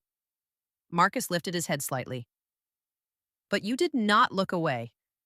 You stepped into the moment. That is what matters." The young woman exhaled shakily and nodded, though the fear in her eyes had not fully loosened its grip. A knock sounded at the door. Ben Turner stepped inside, holding a tablet and a folder. His expression looked serious, but not grim. He closed the door behind him and approached carefully. "Captain Raynor asked me to update you," he said. "There has been another shift outside." Ava straightened. "What happened now?" Ben took a breath before answering. "The public reaction to the new video of Mr. Crane is growing fast. People are demanding that he be held accountable, and not just random viewers. Public figures are reacting. Some are calling for legal review, others are asking for a federal investigation." Marcus sat forward. "So the tide is turning." Ben nodded. Very quickly. He placed the tablet on the table. Several live video feeds were open. One showed a crowd gathering outside the airport entrance, holding signs with messages like "Justice for Luna" and "Protect Families." Another displayed a panel of legal analysts dissecting Crane's statements, some visibly shocked by his dismissiveness. A third feed showed a civil rights advocate speaking passionately about the importance of believing victims rather than dismissing them. Ethan watched quietly. He did not smile. He did not gloat. He simply absorbed it with a deepening stillness. "This is not about popularity," he murmured. "It is about responsibility." Ben nodded. "The truth is resonating." Lily's hands trembled again. "It feels so strange to see all this. People chanting, people discussing it, people we have never met defending your family." Ava touched her arm gently. "It is overwhelming. But it means our daughter's voice is being heard, even if she cannot speak for herself." Ben cleared his throat softly. "There is something else." Captain Raynor is meeting with airport officials and federal representatives. They are discussing potential charges. Against who? Marcus asked sharply. "Against Mr. Crane," Ben replied. "The conversation is leaning toward assault on a minor and obstruction of the investigation." Ava released a slow breath. Thank God. Ethan did not speak immediately. His eyes drifted to Luna again, her fragile body curled into her mother's warmth. When he finally spoke, his voice came out steady. "Do you think it will happen?" Ben hesitated. "I believe so. But these decisions can take time. There is pressure from all sides. And Mr. Crane's attorney is fighting fiercely." A faint shadow crossed Ethan's expression. an old weariness settling behind his eyes. It was the familiar tension of someone who had lived enough to know that justice was not always immediate, nor guaranteed. Marcus leaned back. He can fight all he wants. He showed the world exactly who he is. Lily nodded quietly. And people are paying attention. Another knock at the door drew everyone's focus. It opened slowly, revealing Captain Raynor herself. The lines of fatigue on her face were deeper now, yet her presence carried the same unwavering strength. Ethan rose instinctively. Captain! She stepped inside and closed the door behind her. There have been developments. A slight worry flickered across Ava's features. Good developments or bad? The captain took a moment before answering. Both! She approached the table and set down a folder filled with printed statements and reports. First the good, she said. Federal authorities have accepted the full video into evidence. They are reviewing it now. They have also reviewed Mr. Crane's recent public remarks. His words are working against him. Marcus let out a satisfied breath. Good. But there is more, the captain continued. The airline has confirmed that they will support the investigation. That includes testimony from every crew member involved. Lily's face brightened. So the airline is not backing down? Not at all, Raynor confirmed. Ethan listened intently. And the bad? The captain's expression changed. Not fear, not discouragement, just concern. Mr. Crane's lawyer is claiming that your family's public statement was emotionally manipulative and designed to sway public opinion. They are alleging that the bruise may not be from the kick at all. Ava's mouth fell open. He is claiming we fabricated it. Captain Raynor nodded gravely. Yeah. And he is threatening a defamation suit. Lily clutched her hands again. But the video shows the kick. Shows the force. The captain sighed. Some people choose to deny anything that challenges their power. Ethan's eyes darkened with quiet anger. He is trying to bury the truth under noise. Marcus stood. Well, he will fail. Because we will not be silent. Captain Raynor nodded. Exactly. And you are not alone. Many passengers have submitted additional statements. Some are already contacting news outlets to defend what they saw. She looked at Ethan with calm assurance. People are stepping forward because you stepped forward. For a moment, the room felt warmer. Not from the lights, but from the collective presence of people who had chosen courage over comfort. Ava leaned into Ethan. What do we do next? The captain smiled softly. Rest. Stay here for now. Security will watch the hallway. Federal officers will speak with you again when ready. Ben added. You and your family are safe. No one gets through this door. Lily exhaled in relief. Thank you. The captain turned to leave but paused at the doorway. Her voice softened. Mr. Cole, your steadiness is making a difference. Do not underestimate the power of a calm truth. Ethan nodded, gratitude touching his expression. Thank you, Captain. When she left, the silence felt different. Not tense. Not empty. Full, Ava whispered as she smoothed Luna's hair. Do you think justice will really come? Ethan looked at his daughter, then at the people around him who had walked through the storm with him. Yes, he said quietly. Because tonight, people remembered how to stand up. And for the first time since the incident, hope settled into the room like a gentle breath. The private lounge remained quiet, holding the faint hum of distant terminal noise behind thick walls. Ethan sat close to Ava, their shoulders touching lightly, with Luna asleep in her mother's arms. Marcus and Lily sat nearby, both worn from the long night, yet unwilling to leave until everything had reached its rightful end. The door opened gently. Captain Raynor stepped in again, her uniform slightly creased, her expression thoughtful. She closed the door behind her, letting a breath settle before she spoke. There is news, she said softly. Ethan rose. What is happening? The captain approached the table where everyone sat gathered. The gravity of her presence was unmistakable, though a softness spread through her voice that had not been there before. Federal officers have finished their review, she said. They have watched every second of Lily's recording. They reviewed witness statements. They examined the bruise on your daughter. They evaluated Mr. Crane's public remarks, and they compared it with the incomplete video his attorney released. She paused. They are filing charges. Ava let out a quiet breath of relief. Lily covered her mouth with both hands. Marcus exhaled sharply, a faint smile tugging at the edge of his fatigue. Ethan did not move for a moment.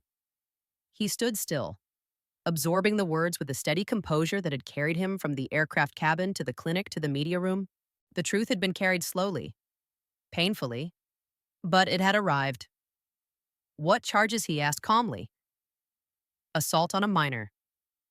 Captain Raynor replied. Interference with flight safety protocols and obstruction of the investigation? A hush spread through the room. Not shock, not excitement, something gentler, something earned. Ava closed her eyes, pressing a soft kiss to Luna's forehead. Thank God. Ethan breathed slowly, so he cannot deny it anymore. He can try, the captain said, but the law has stepped forward, and that carries a weight his words cannot erase. Marcus leaned forward, elbows on his knees. What about the public? They need the full truth. Captain Raynor nodded. The federal statement will be released within the hour. It will include confirmation of the evidence and inform the public that charges have been filed. Lily's voice trembled. Then it is over. The captain offered a small, almost tender smile. The chaos is not entirely over. But the battle for truth? Yes, that part is nearly done. A soft silence descended. It was the kind that follows a storm. Not empty, filled with the quiet relief that comes after standing through something frightening and realizing you made it to the other side. Ben Turner slipped into the room a moment later, carrying a small stack of bottled water and snacks. He set them on the table, his presence grounding and steady. I thought you might need something, he said. You have been here a long time. Ava smiled graciously. Thank you. Ben nodded, glancing at Luna with a warm expression. She looks peaceful. She is. Ava whispered. Finally? Captain Raynor stepped closer to Ethan. There is one more thing I need to tell you. Something important. He met her gaze. What is it passengers are speaking again? She said. Not to news stations. To each other. To us. They are expressing how watching you hold your composure, how watching you stand firm without anger or chaos, made them rethink how they respond to situations. Some said they felt ashamed they hesitated to speak earlier. Others said they want to raise their children differently. Ava's eyes softened. People are learning. Captain Raynor nodded. Yes, sometimes truth does more than expose wrongdoing. It teaches. It shifts hearts. Ethan looked down, humbled. We were just trying to protect our daughter. And in doing so, the captain replied, you reminded people how to protect each other. The room grew quiet again. A gentle knock sounded at the door. A federal agent entered, offering a respectful nod to the captain before turning to Ethan. Mr. Cole, he said, we have arranged secure transport for your family. We want to ensure you leave the terminal safely. There are reporters waiting near the entrance. Ava stood slowly. We would appreciate that. Ethan gathered their small bag while Ava lifted Luna carefully. The child stirred slightly, then nestled deeper into her mother's arms. As they prepared to leave, Lily stepped forward hesitantly. Before you go, she said, her voice soft, I just wanted to say thank you for trusting me, for letting me stand with you. Ethan approached her with quiet sincerity. No, Thank you. You chose courage when it mattered. You helped protect our daughter. We will always be grateful. Lily's eyes glistened. I will never forget this night. Marcus spoke from behind her. None of us will. Captain Raynor walked with them to the hallway. Security stood waiting, creating a clear path toward an exit. The corridor seemed unusually long, the kind that carries the weight of both what has happened and what has been learned. Ethan walked at the front with Ava. Marcus and Lily followed until they reached another dividing hallway where they needed to part. Marcus clasped Ethan's hand. Take care of your family. I'm glad I was there. Ethan nodded. You helped more than you know. Lily gave a small wave. I hope Luna grows up in a world that treats her better than this. Ava smiled gently. She will, because people like you exist. Lily wiped her eyes. Goodbye. The separation was quiet but meaningful. Marcus and Lily watched as Ethan and Ava continued down the hall, escorted by uniformed officers. At the end of the corridor, Captain Raynor stopped walking. This is where we part. Ethan turned back to her. Thank you for everything. The captain held his gaze. Be proud of how you carried yourself. Pain can make people hard. You chose dignity. That is rare. Ava nodded. We will not forget what you did for us. Captain Raynor placed a hand over her heart. Be well, and hold that child close. She is stronger than she knows. Ethan smiled faintly. She gets that from her mother.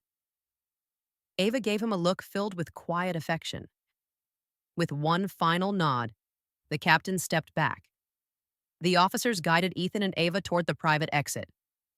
As the doors opened, a rush of cool night air swept across them. The world outside was quieter than the chaos they had left behind. A path was lit for them. People waited beyond barriers, watching respectfully. No shouting, no frenzy. Just quiet acknowledgement. Ava held Luna closer. Ethan placed a gentle hand over his daughter's back. He whispered near her ear, We are going home. The air felt different. The fear of earlier had loosened. The truth had spoken. Justice had begun. As Ethan stepped into the night with his family, something new settled into his chest. Not relief, not triumph. Hope. Real, but steady. Healing hope. For Luna, for Ava, for himself. For the possibility that the world, even imperfect, could rise to protect what mattered. And behind them, in the quiet walkway of the terminal, the long night finally released its hold. The story of white passenger kicks black baby. Mid-flight is more than just an incident on a flight. It is a mirror of how people today face injustice, indifference, and the invisible lines between right and wrong. We all have moments when we are forced to choose to stay silent to keep our own peace, or to step up to protect what is right. Ethan and Ava did not ask anyone to defend them, but their calm demeanor, strong character, and love for their child awakened compassion in those around them. A witness dared to raise his camera to record. A passenger quietly stood up to confirm the truth. And a female captain was brave enough to stop the entire flight, just because a child needed protection. The message of the story is clear. Justice does not appear naturally. It comes from ordinary people who dare to stand on the side of truth. And sometimes, just one person dares to say, I saw it, and the world changes direction. For older audiences, the story also reminds us that kindness never goes out of style. No matter how complicated society is, truth, dignity, and humanity always find a way to speak up. Thank you for staying with the story until the end. If you find the video meaningful, please like, share, and subscribe to the channel so we can spread better messages every day.